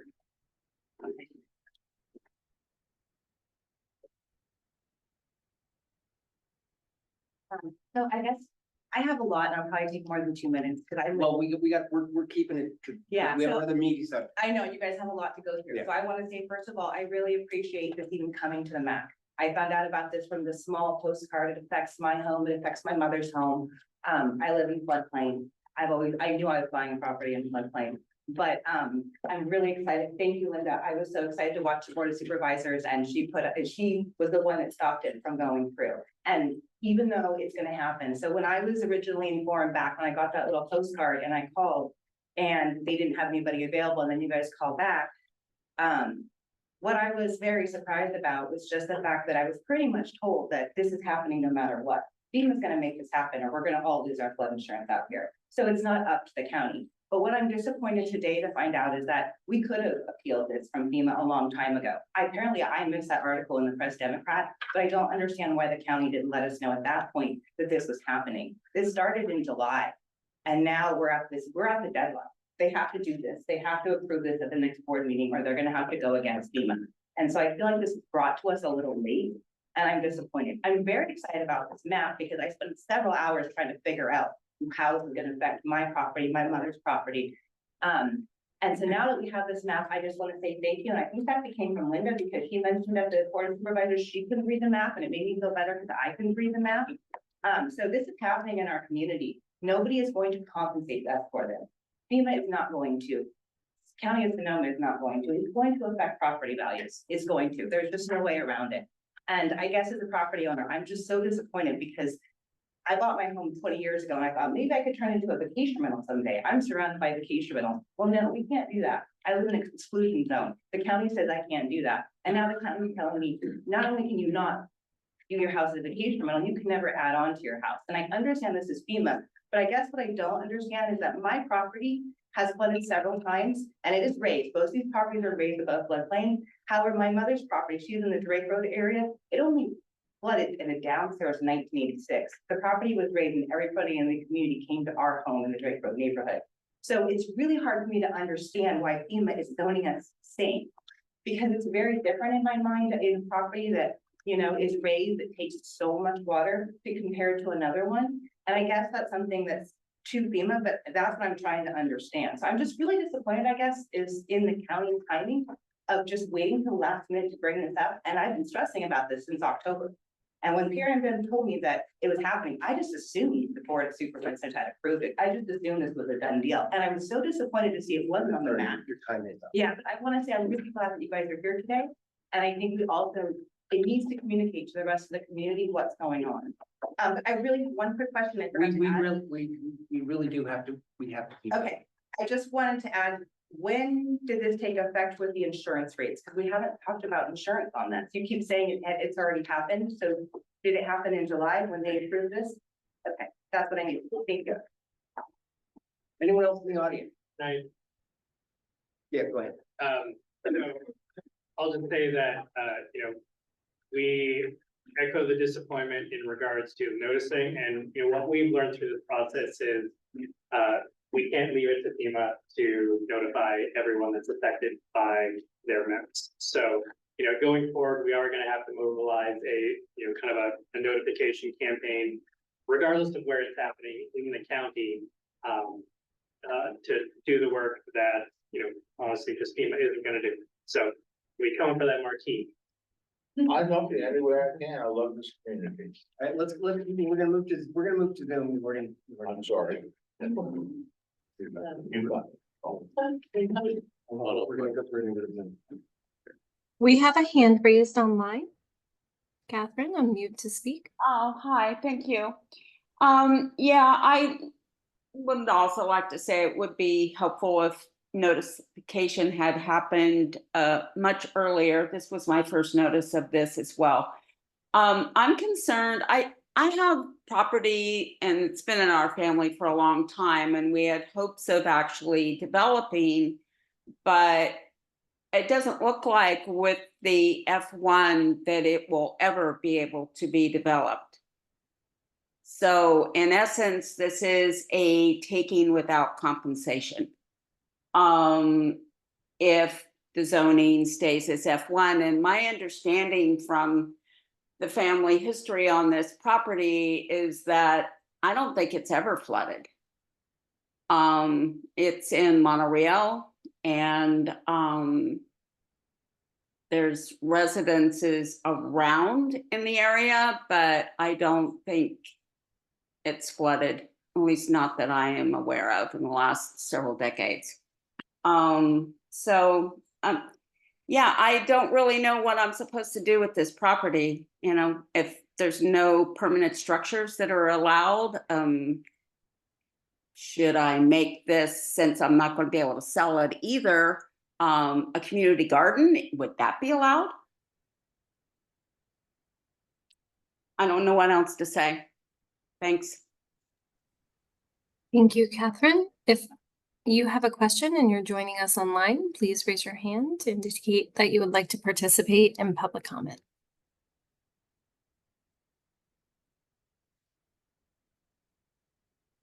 Cindy, please unmute to speak.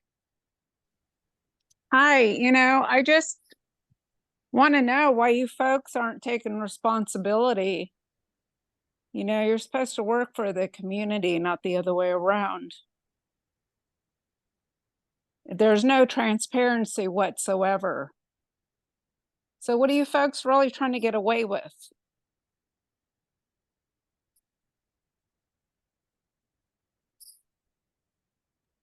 Thank you, Cindy. Lenora, please unmute to speak. Hello, I'm Leonora Holmes. I just purchased the inn on the Russian River in Montreal, and this is my first year there. And of course, we were planning on remodeling. We have the property next door, which was called the River Gem. It's 20842, I think. Anyway, we bought it with the intention of remodeling and restoring, and now I'm understanding that that's not a possibility. I mean, what do I do with all those buildings that are basically falling down and rat infested and need remodeling terribly? I don't quite understand why that is now going to be restricted to me. Is that correct, or my understanding is wrong? So I think there's a misunderstanding. The F1 designation and the F1 zoning prohibits new development. We would allow remodeling, interior remodeling, things of that nature. It's not affecting the footprint, it's not displacing flood volumes. So I think, there is a misunderstanding. We would go forward with remodeling and renovations of that nature. And you could plant things for a community garden, because that does not require a permit. So that might be Free taxes. I'm not seeing any additional hands raised online.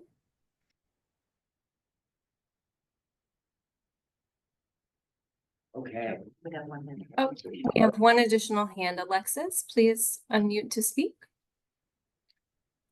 Hi, thank you. I completely agree with everybody's comments about lack of.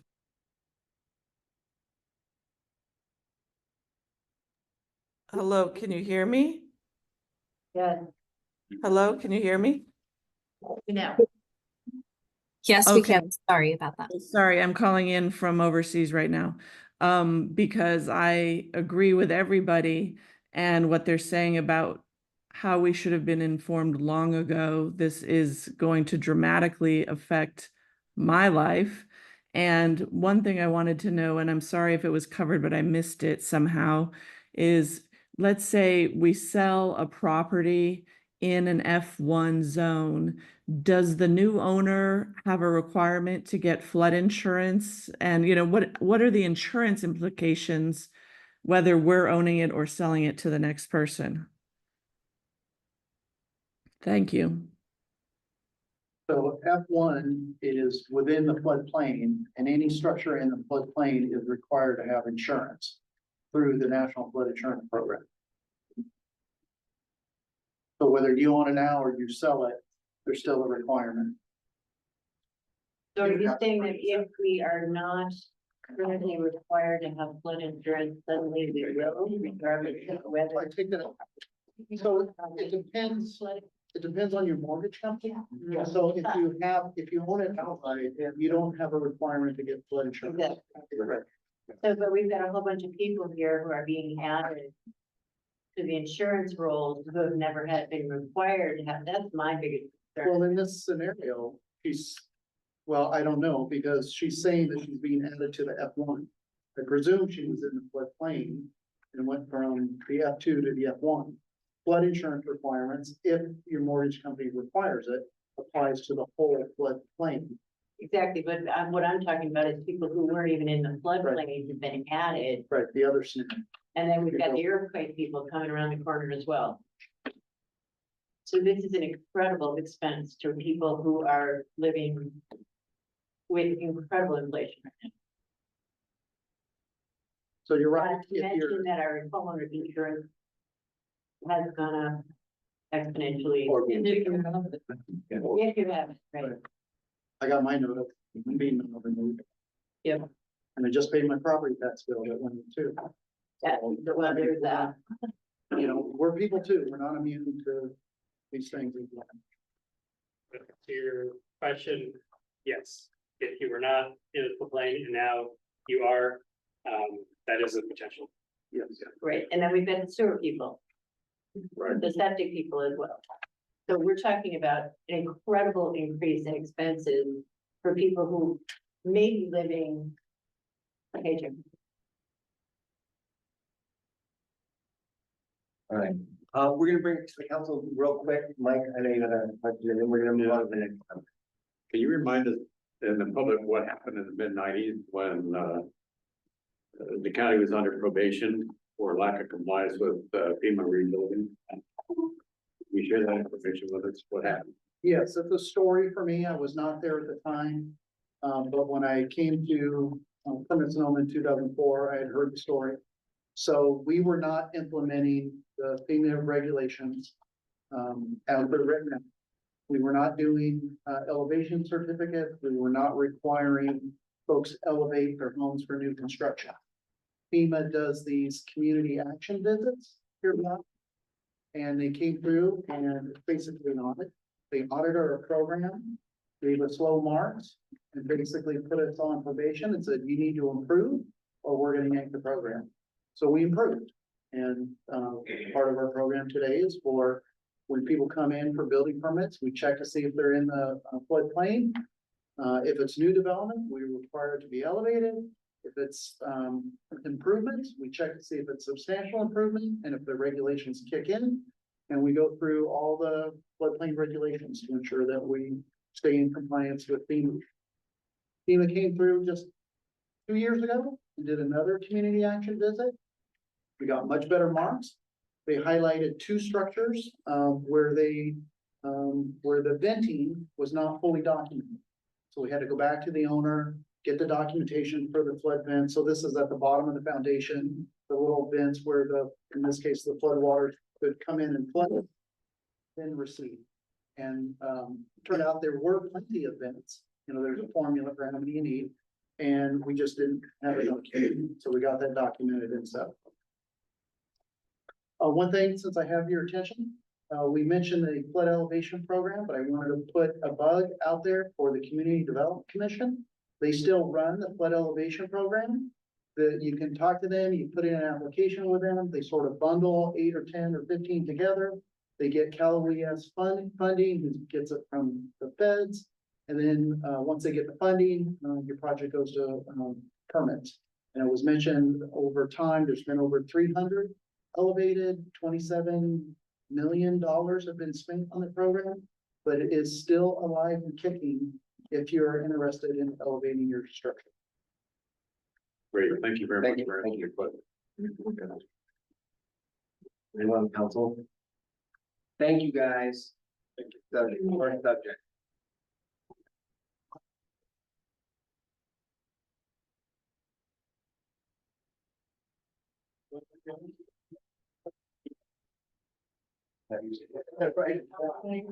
Write it down.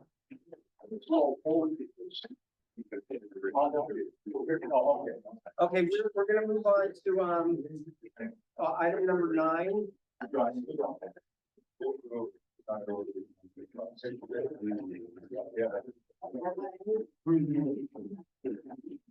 Did you want to leave? No. Oh, very nice. Because it's right here. Okay, we're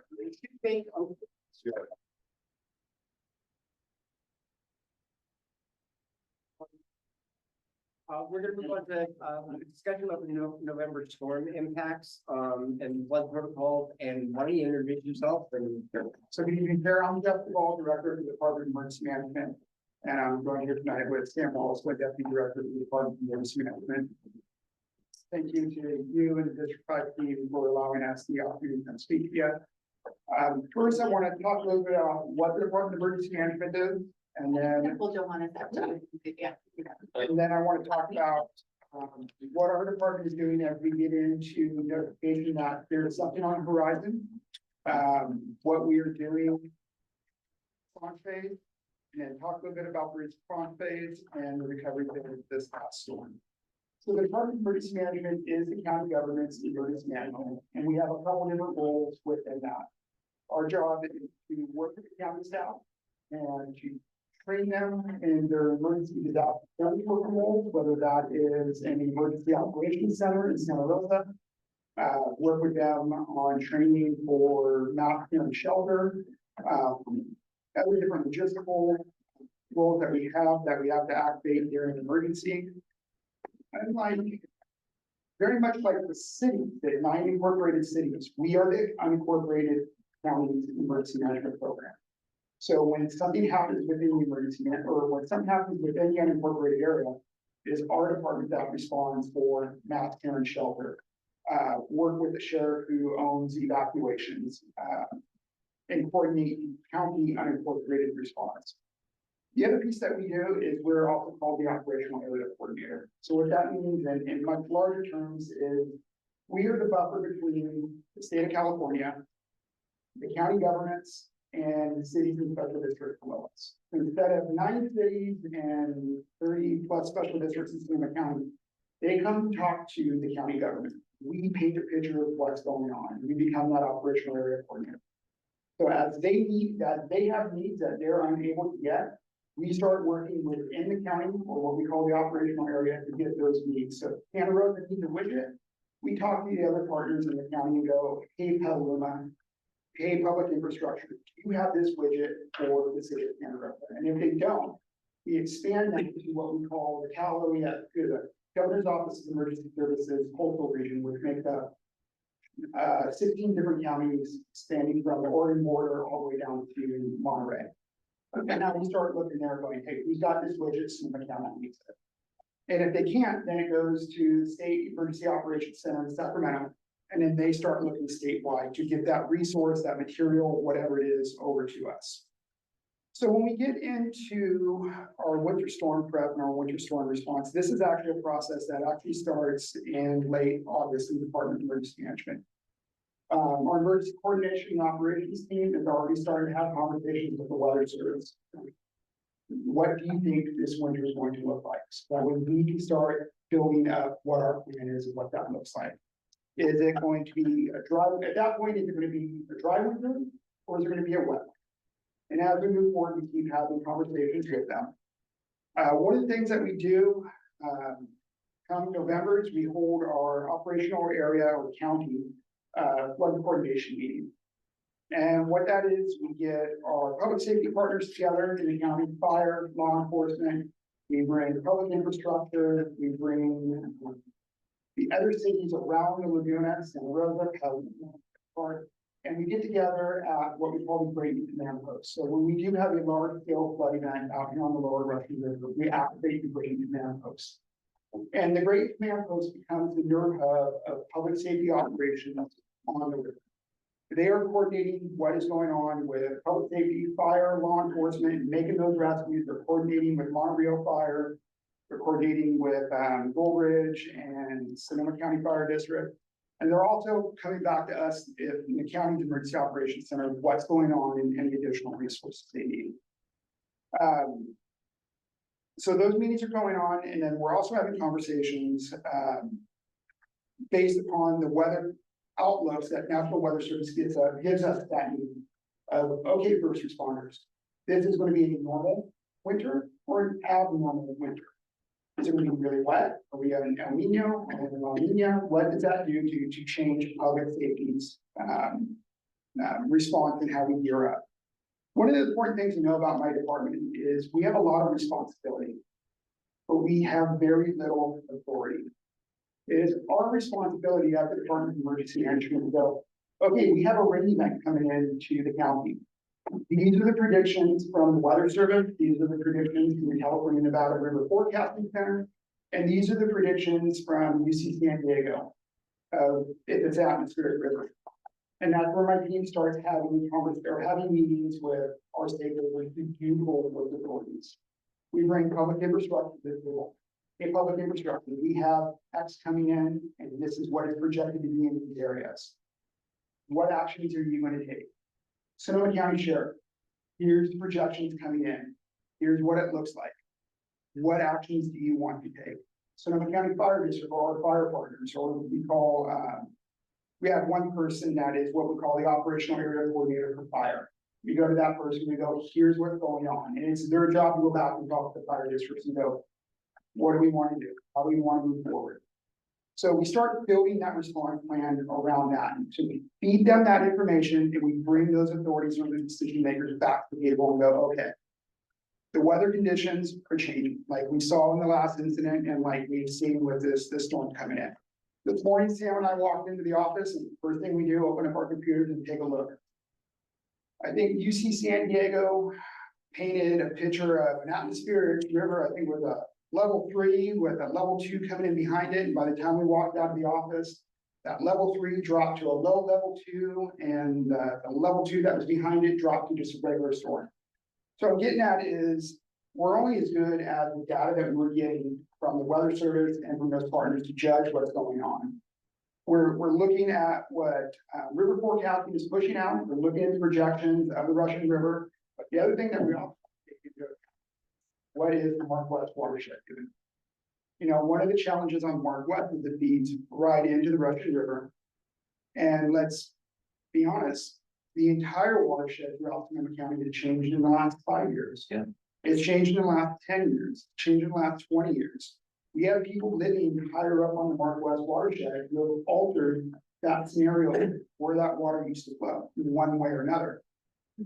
Which, with the last rain event in November, really contributed to what we saw coming. A lot of rain, short amount of time. It wasn't so much the Russian River as it was the Northwest watershed. So to go back to the November storm, about a little over a week out, Weather Service notified us. We immediately started pulling all those coordination calls daily, having countless calls with the Weather Service and with California Valley River forecasting. Every time those adjust, we're on the phone with them going, percentages. What are we talking about percentages that this is going to happen? I'm on the phone with Supervisor Hawkins, letting her know, hey, here's what we're hearing, here's the actions we're taking, and really bring those stakeholders back to the table that have that authority power and making the best decisions to move forward. With our Russian River response plan, when we start looking at the sheriff and going, okay, are we going to have a situation for evacuation warnings? And historically and traditionally, it's been when we start having life safety issues, when we start to see the community isolation. That's the big thing. When we say community isolation, we're talking 37 feet and above to where we have the islanding. We can't get across River Road in 116 anymore. We've got those pools. It's going to take the high water vehicles, it's going to take helicopters to get in there. Now we start launching those, or I should say, work with the sheriff and go, we're going to see this coming. And that's usually true when the sheriff says, yeah, let's go ahead and do that. Working with the data that we had on the last storm, we didn't see that going to those levels. That did not happen. So as we got into the response phase, we came in at 34 feet and change, I believe it was. And it was a very short event. When I mean a very short event, I think we were at 34, less than 24 hours, and the river was starting to come down, barely even that. Right away, as we go into that response phase and we start to see what this is going to be, we start having a conversation about recovery. What does this look like on the back end of recovery? I will say that I'm very thankful for our boards, our board of supervisors moving forward in creating the emergency financial aid program. Which this was now the second time, the first time since the official creation of it, of implementing it and getting our service partners out there from community organizations, active in disasters, and Child Parent Institute to go out and use our universal disaster intake process through a series of questions to find out eligibility for emergency financial aid. And also working with our partners from the Red Cross to also provide disaster assistance, cleanup kits, and Red Cross services. One of the things that we did do on the recovery for us immediately Saturday, we started mobilizing, and I know some kids went out Saturday and more on Sunday, was our own storm assistance kits. So I've got this here. It's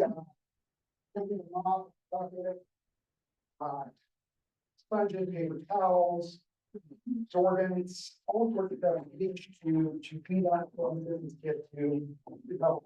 One of the challenges that we have is the event doesn't raise up to big federally or state declared event where we get a lot more resources. We get like the local assistance centers and whatnot that come in. So how do we bridge that gap in that service and help people out? This is one of the ideas that came out from the Department of Emergency Management for us to do that. One of the challenges that we see is this climate change is here. We're seeing that with the amount of rain that we're looking at, the amount of rain in a short amount of time, what it's doing to the land and how quickly things are filling up. And that's the one thing we can't control as we move forward. Sam, anything I'm missing? You want to mention perks also? Perks, go for it. So one of the things that we have been looking at is how can we help the community in times of emergencies on a more individual level, because we understand that there's going to be problems with this. So we kind of looked at what was happening. Anybody here been through PSPS? Yes. Yeah, we're going to everybody. PG&E is very nice when it happens, and they'll give us one or two resource centers where people can charge their phones and all that. And we got kind of tired of fighting them and only getting a small amount. So one of the things we did is we created our own kits, and we actually deployed one during this last flood. So if there's a community that is having a power outage problem, if there's a local community group that wants to, we'll deploy generator fuel, recharging stations, everything like that, so that these people can come to a central location and recharge. Yeah, that's just one of the things that we're trying to do to innovate to be a value added. Thank you. One of the things I wanted to touch on that Supervisor Hopkins touched on was local housing mitigation. That is up for renewal over the next year, and there's going to be plenty of options for the community to come forward through community listening sessions, and community surveys to weigh in on that. The local housing mitigation plan, what it is it looks at the natural disasters within your community. Out here on the lower Russian River, I'm thinking floods, tsunami, all that stuff right there, that those natural hazards is covered under the local hazard mitigation plan. And it's a way for us to sit there and go, here's the hazards for this community. And then working with the community, working with the county departments that are involved, working with the other special districts that are also involved. And when I say that, normal water is one thing, normal water is also the flood control district for the county, and also has the county sanitation district. So as we are going through the hazard mitigation process, we're identifying problems that are naturally caused. So the hazard mitigation process also sits there and looks at how can we reduce loss and risk, both to public infrastructure and to the community. So with that being said, I'll definitely make sure that the supervisor's office gets that information. We have those sessions so that we can push it out in newsletters and whatnot. It will be all over our social media across the county. So please feel free to jump in one of those comment sections, take one of those community surveys, and give that feedback.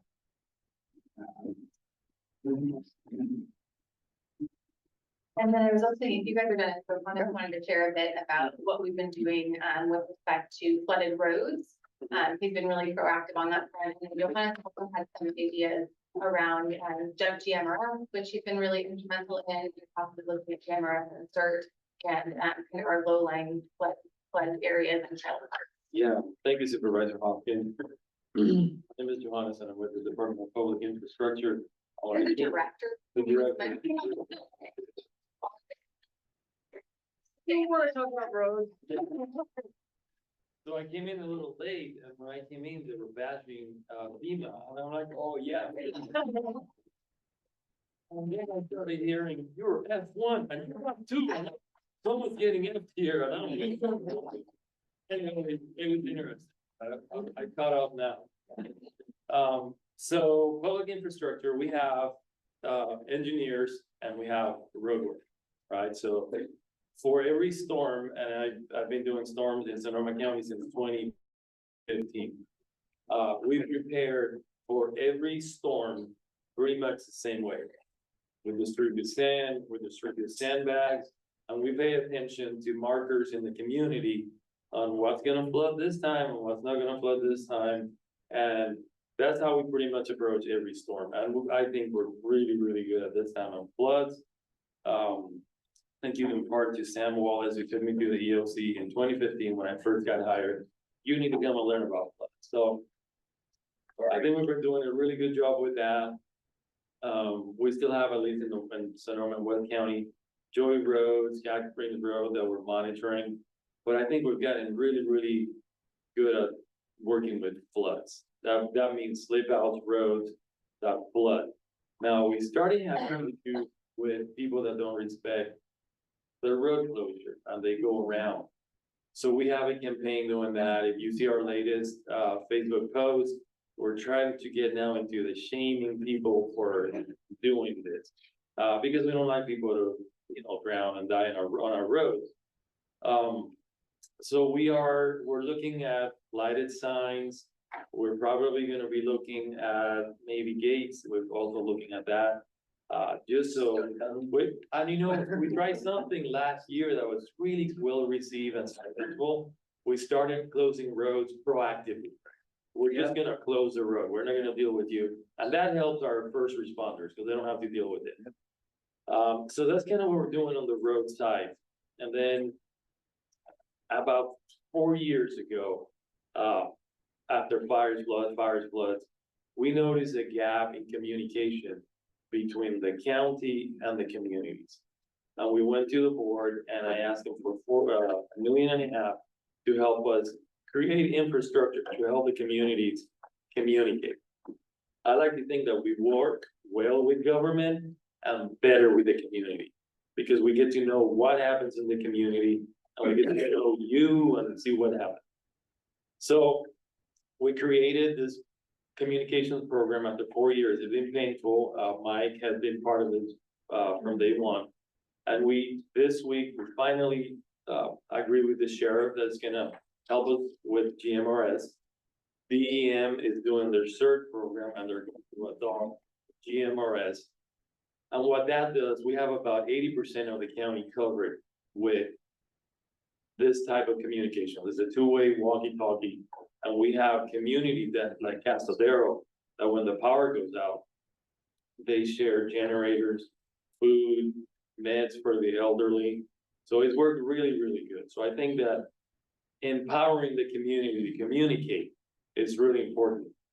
We provide the infrastructure, then others have the programs to assist the community. So one of the things that we were thinking after the Mirabel Park incident where a mom lost her trailer and all that, we were thinking about, there's a lot of things that I heard on the board meeting that day. And one is personal responsibility. And if you have a truck and you have a trailer, that's okay. You can pull your truck out. Or if you're a mom with 4 kids on a trailer, you can't afford a truck and someone help you put that truck there. Or whatever vulnerable person is on a trailer, I think that we, with the radio and with our volunteer groups, could be part of that solution.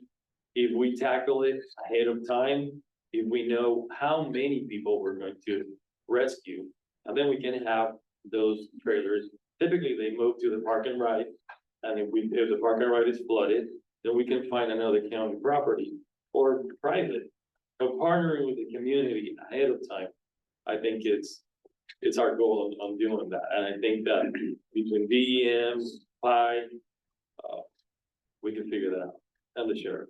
And if we can, might as well both show up, but I think we can do it.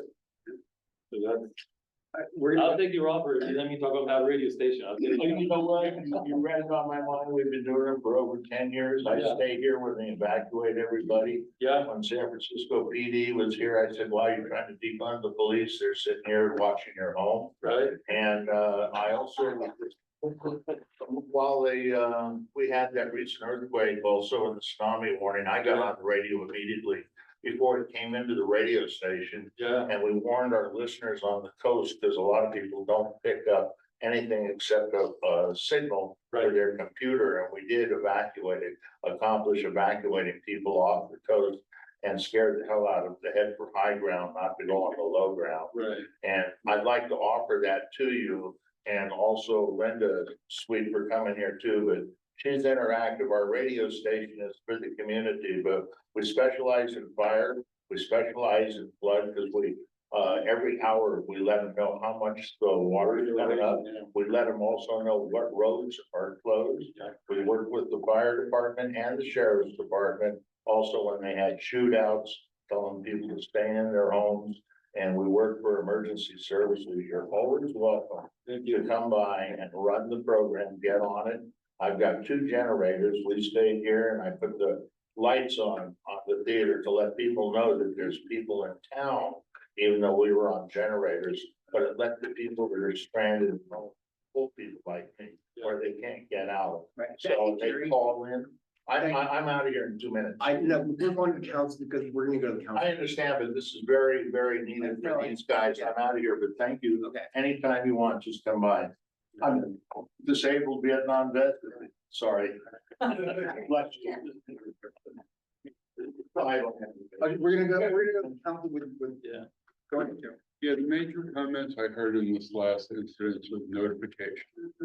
And we heard over and over again, and people really pointed out next.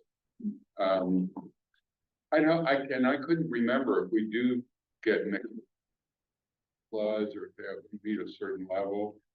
Anyway, that was the overwhelming comment from the community was, I can't understand honestly how people didn't know this was happening. It seemed to be everywhere. Yeah. But yet people didn't. So is Nixle used for flooding? I can't remember. So great question, and what this flood really brought out is to work with our partners, the sheriff's office and our central communications team of really pushing out information of what those emergency alerts and those channels are, such as Nixle. So to touch on that, Nixle, the county doesn't have Nixle, the sheriff's office has Nixle, and then some of the fire districts have Nixle. For the sheriff's office, if we push out an evacuation warning or order, which is what SoCo alert is used for, and the wireless emergency alerts, which are those Amber Alert styles that come across your phone, they will turn around and also push out through Nixle a message of those evacuation warning alerts. But what I did here was, it's been a while since we pushed out that public service education campaign, so it's time to re-push that out. I kind of have a comment, and what Johanna was talking about is gonna kind of reinforce what I was gonna make a comment about, is that I heard a lot about San Diego, Sacramento, Grayton, a whole bunch of different sources of information and where things are getting collected. But I didn't hear like any information coming out of here from the people that experienced this over and over again. And while a lot of people out here didn't know what was gonna happen, a lot of people did. You know, everyone that I talked to around where I live, you just know by where the rain's coming down, how it's hitting the road, where you see the stuff on your street, that place over there across the river, I know it's gonna flood. There's no, it doesn't feel like there's enough, or there's a mechanism to bring the very hyper local community into your equation of how you think about it. You are doing that, and I do feel like with transportation, like I can call you or whatever, and there's a response and to listen to what the local people are saying. We may not get the answer we want, right? But at least we feel like we're participating in the discussion and we're getting heard.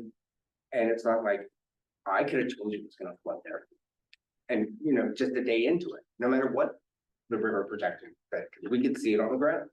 And to respond to that, I mean, very good point, and that's actually a piece that I missed out of it. We are actively out in the field when stuff is going on. My team, Sam, myself, we're talking to first responders.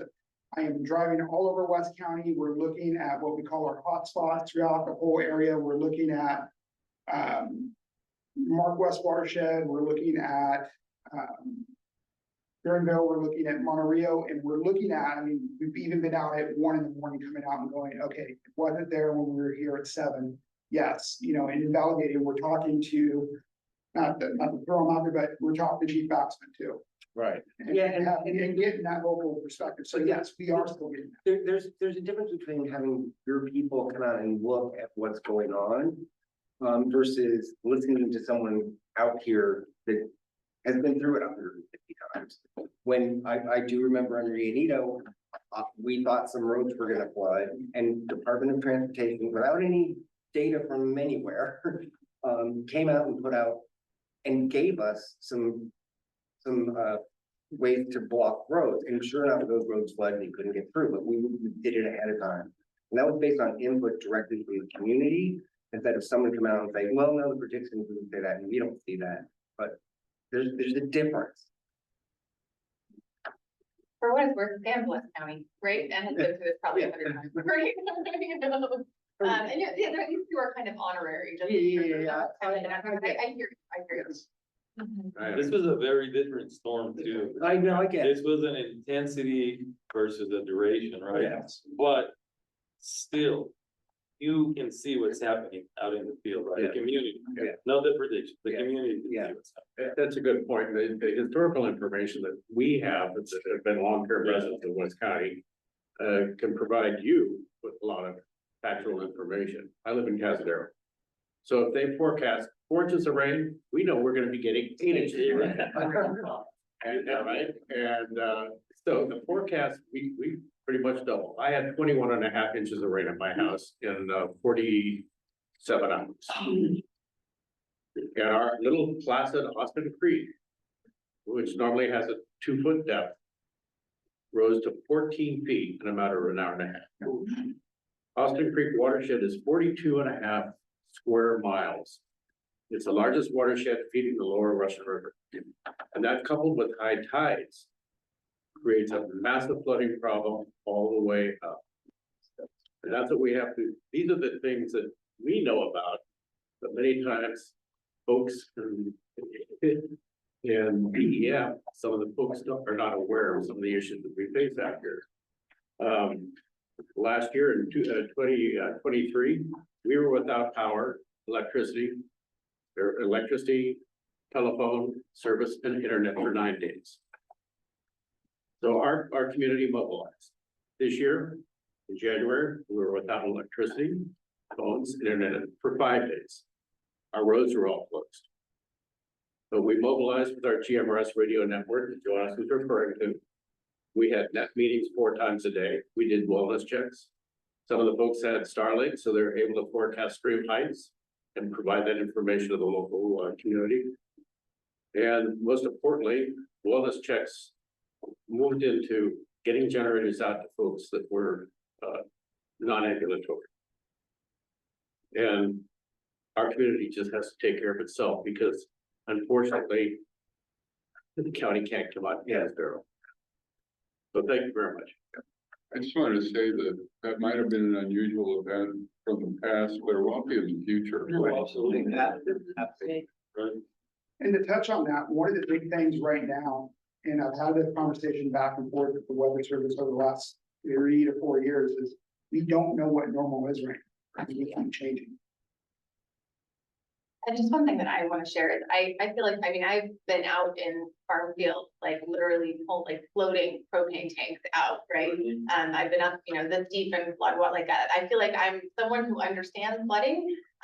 Josh probably still has a text to me where I'm like, there's no way it's gonna flood. As the forecast, I mean, this is before the storm started, but because I have never seen the river go from nothing to flood stage in a couple of days, which is what happened. The Laguna was empty. The creeks were dry. There should have been so much capacity in the water side. There was to soak up the rain, but the rain didn't stop. And I remember 12 hours into it, where I'm like, this feels like flood rain. And then I was having to reconcile my gut with my head. It's like, but the Laguna's empty. And, but there's all this space, right?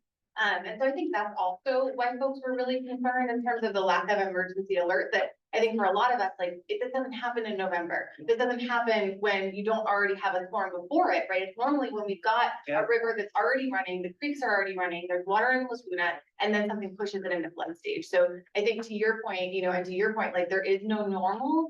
And had that happened in January, after another even weak AR, it would have been more than 1986. We would have been looking at a flood of record because that rain did not stop. Right? Yeah. Yep. So, I mean, we just gotta prepare. Oh, sorry. Oh, sorry. Go ahead. I just want to bring up that, I remember in 2019, the trailer parks. And how there was availability of people to tow people out who had fifth wheels and needed special tow balls and whatever else. So that didn't happen this time, and I wonder if there can be a plan made to mobilize that a little more quickly based on events like this. But the other thing is that there are certain parks out there whose owners should be responsible for assisting their people or knowing what's going on. So maybe a little more communication with those people so that they're more capable of mobilizing to get the folks up to higher ground. And the comment on that, one of the things that we've started to do, and I know Sam and myself are doing it today with Maribel, Neely, and Sycamore, so thank you, is reaching out and going, hey, what's the plan? There's a storm coming, or you trap me. Yeah. And I went out with Laura over at Maribel today and had that conversation, and she goes, we're ready. We're ready. She goes, this is my marker where, and I see it's gonna get to X. I tell everyone, get out and go. Can they all get out and go? For her complex, yes. Part of her plan, if you're gonna stay there during the winter, is you have to have a vehicle to get out, she said. Oh, there you go. Yeah. So one thing that I want to share, because it's something I've been really involved with, is in 2019, we did actually get authorization from the county to have this program. And then county council went and got worried about liability and also did some research, and it turns out there's a Mobile Home Park Act, which actually makes the park responsible for having a plan. Now, the problem with that is that it's rubber stamped by some bureaucrat in Sacramento. There's no local feedback. And so the Sacramento bureaucrat would be like, oh, well, this is probably only be used once every 100 years. Well, for some of these trailer parks, it's multiple times every winter. And so it needs to actually be an actionable plan. So there's kind of a couple of ways that we can go about this. And we're kind of exploring both options. One is to actually look at it from an enforcement perspective, which is, do we have the power? And Tennis is actually looking into this, I think, in concert with Department of Emergency Management, to essentially have a local permitting process where we get to review their plan and make sure they have their stuff together and they're ready to evacuate and they have a place to go. Mirabel is the only sort of park that I know that actually has a formal location established, which is they go to the Forestville Youth Park, right? And it works and their system works. The other places, people just kind of scatter into the wind, which is also not safe if you're looking at a potential flooded record where places become islands, right? The other is really a grassroots effort, which is what Johannes is talking about, is looking at GMRS, looking at CERT, looking at, potentially like Russian River Alliance or someone can buy some of those. The problem is not a ball pitch. If it was a ball pitch, I would bring my pickup truck and I would tow things out. It's the big weird ones that you have to like implant in the bed of the truck, right? That cost about $1,000. I looked at them because I was from like, I didn't get one of those. To actually get that as a community resource. And I do want you to know that we did actually try the grassroots effort. And there was a call made from Russian River Alliance and also from my office to Creams Towing, and they never showed up to tow the trailer. And so lesson learned, also try Occidental next time. But it's also about timing, right? I think they were sort of inundated, no pun intended, with calls, right? So I think that we need to have a pre-planned community effort and also be exploring the code enforcement side. I was actually talking with someone who's recently moved back to Sonoma County, grew up in West County, and then was in Kauai, and she said that there they call it the hui, which is a group of people who come together basically to do good and make change. And so that's what you need for the trailers in the Russian River is you need a hui to come together. And so I think that we need to pursue both the enforcement angle, because honestly, if someone's collecting money from people and then leaving them like sitting ducks, to hell with that, right? We need to take it. And to me, it's not really on the landlord, right? Like they need to have a plan. Obviously, if someone can't afford the few $100 to have their trailer towed, and then there's the other side, which is how do we mobilize the community to take care of each other? And part of the issue is 40 years ago, there were no trailers in these parts of the winter time. Exactly. And now our parks are full in the winter time. Yeah, that was the point I wanted to bring up. 30 years ago, a 32-foot flood didn't really mean anything. But now, I think we need to put a little bit more respect between 32 and 34 feet. Yeah. This road gets cut off, neither road gets cut off. Yes. And we've been on a say, sign up for Nixon. And if that's not the right message to send, we need to go back and figure out what the right one is, because they were like, they told us that a Nixon will come when it's going to affect my community, whatever that is. They don't know that it's sheriff is issuing this and that. We've gone on that kind of campaign. So I think we need, there's newer families, not necessarily Cavadero, but Drake, Neely, Sycamore, all these trailer parks are full where they weren't 30 years ago. And so I think we just need to adjust what our criteria for notification is, and it would have solved a lot of problems this time. If we would have sent out notifications, the official channel, because non-official, they were not fixed. So the official channels that we've been preaching to people to get signed up on your cell phone for Nixle, that probably would have solved a lot of the consternation that you get. And Josh, to your point, that was one of the conversations we had internally was, 2020 COVID, I mean, people moved out of the city and have moved into our rural parts of our county that have not grown up on the river and know what the river is capable of doing. So how do we go back and do that education piece? And again, yes, reinforce, so kind of go forward. 32 to 34 feet, just we add that to there is a level of emergency notification that has to happen. Doesn't have to be evac, but you get the notification of it. These low lying areas are going to be impacted, even though the people who live there know that it has been for eternity. It's all wrong. And that's one of the things Sam and I have been talking about. then take that and lower that alert down to that as an advisory. That's it. Exactly. There's no excuse for people. I had a hard time, like, as I got bombarded, you know, in the community, and they're like, well, yeah, you notified us, but the county did. It's like, well, what's the difference? You know?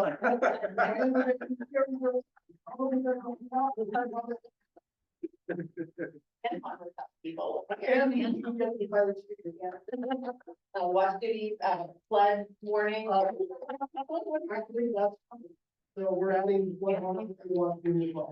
Yeah. But again, we don't really want to have to do.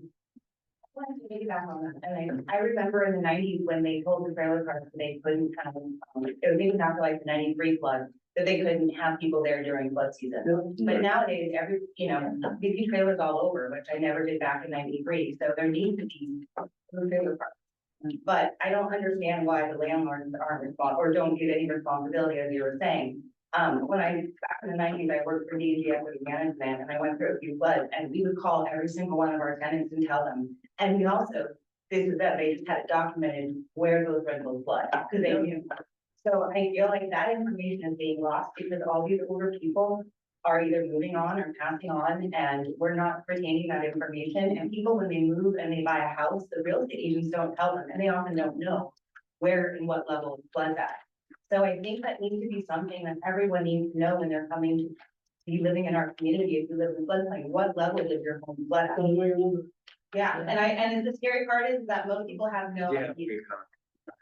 So I think that I don't know how to get that, but also I want to say, for me, the Sonoma County Water Agency put out a notice regarding not using the toilets or not flushing during flood.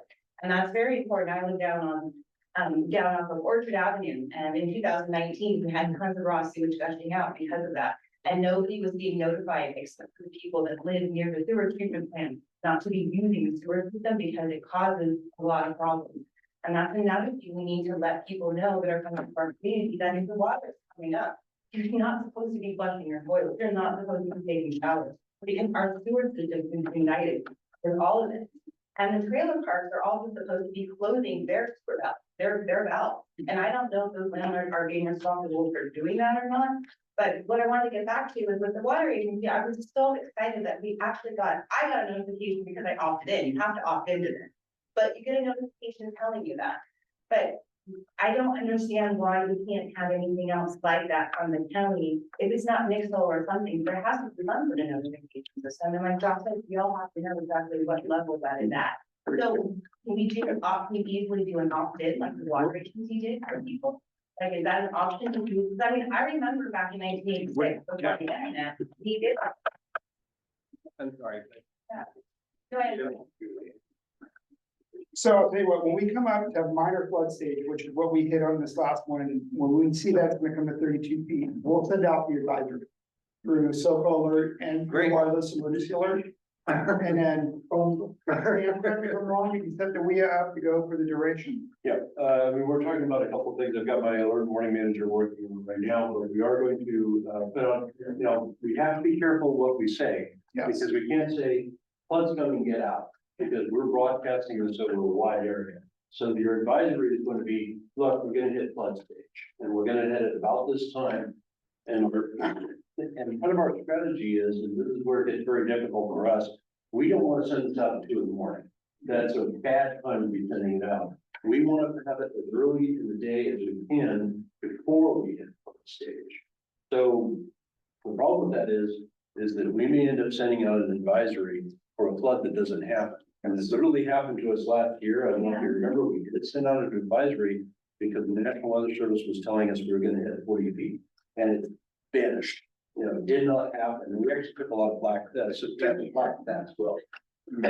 Okay. Yeah, do that. What just a suggestion is that you should engage, and maybe it's the MAC, with that, what your process is going to be before you do it. No, that's why we're working right now. Because because people are going to not understand. We do have connections with a lot of people that live out here, and we can help get that communication out and have questions and answers for folks that are actually here on it. Well, maybe we could talk about how that process would work. But I'm thinking we're willing to help. Yeah, but in general, so of course, SoCo Alert is nominally an opt-in system. You can opt into it. But we also augment SoCo Alert by getting the PG&E customer service database. So if you are getting a PG&E bill, you will get this alert. So we will send that out, like I said, during daylight hours, assuming it's okay. If we see it getting to 32 feet, that's our new target goal. We totally recognize that 34 feet is the old goal, but we're going to lower that down. We've already had that conversation. We'll also be looking at the wireless emergency alert system. What's nice about that? Here's the problem with SoCo Alert. That works if you live in the area.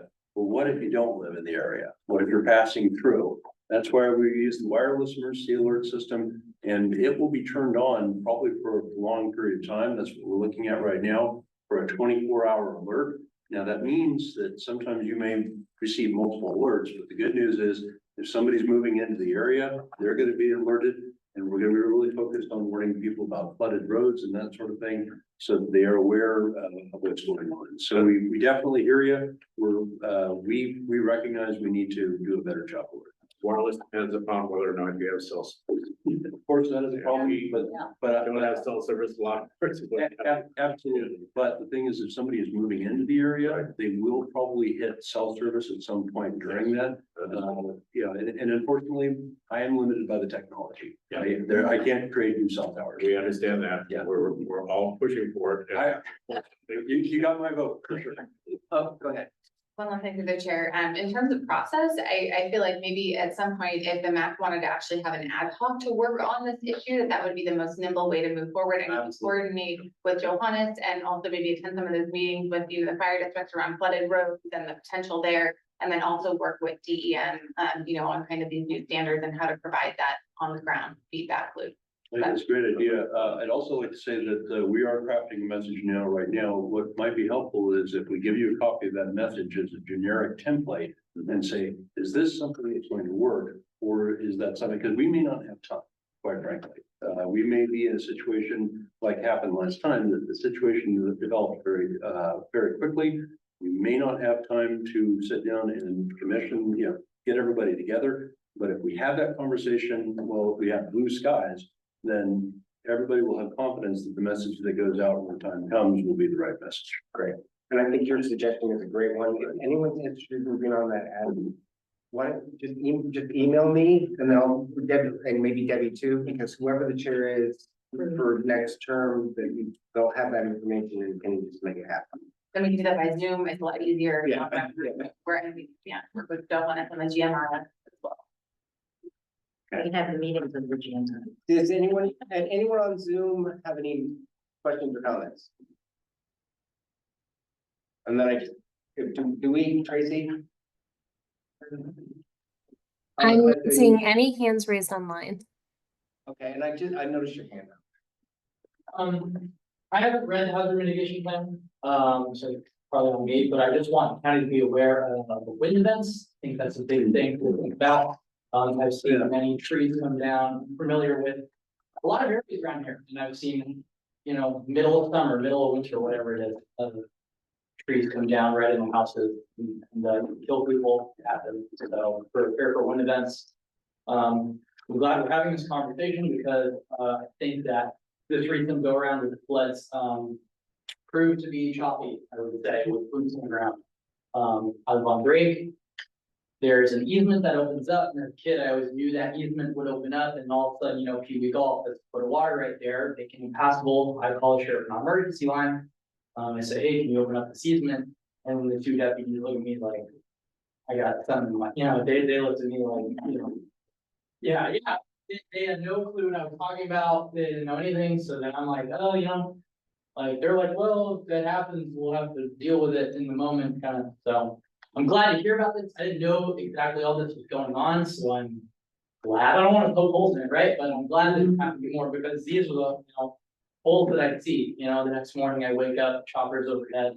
I turn on the scanner and I realize that somebody drove into the water right there. It would have been nice to have these other accesses open before, and then the main access is closed, right? Somebody drove into the water there, made the canyon and died.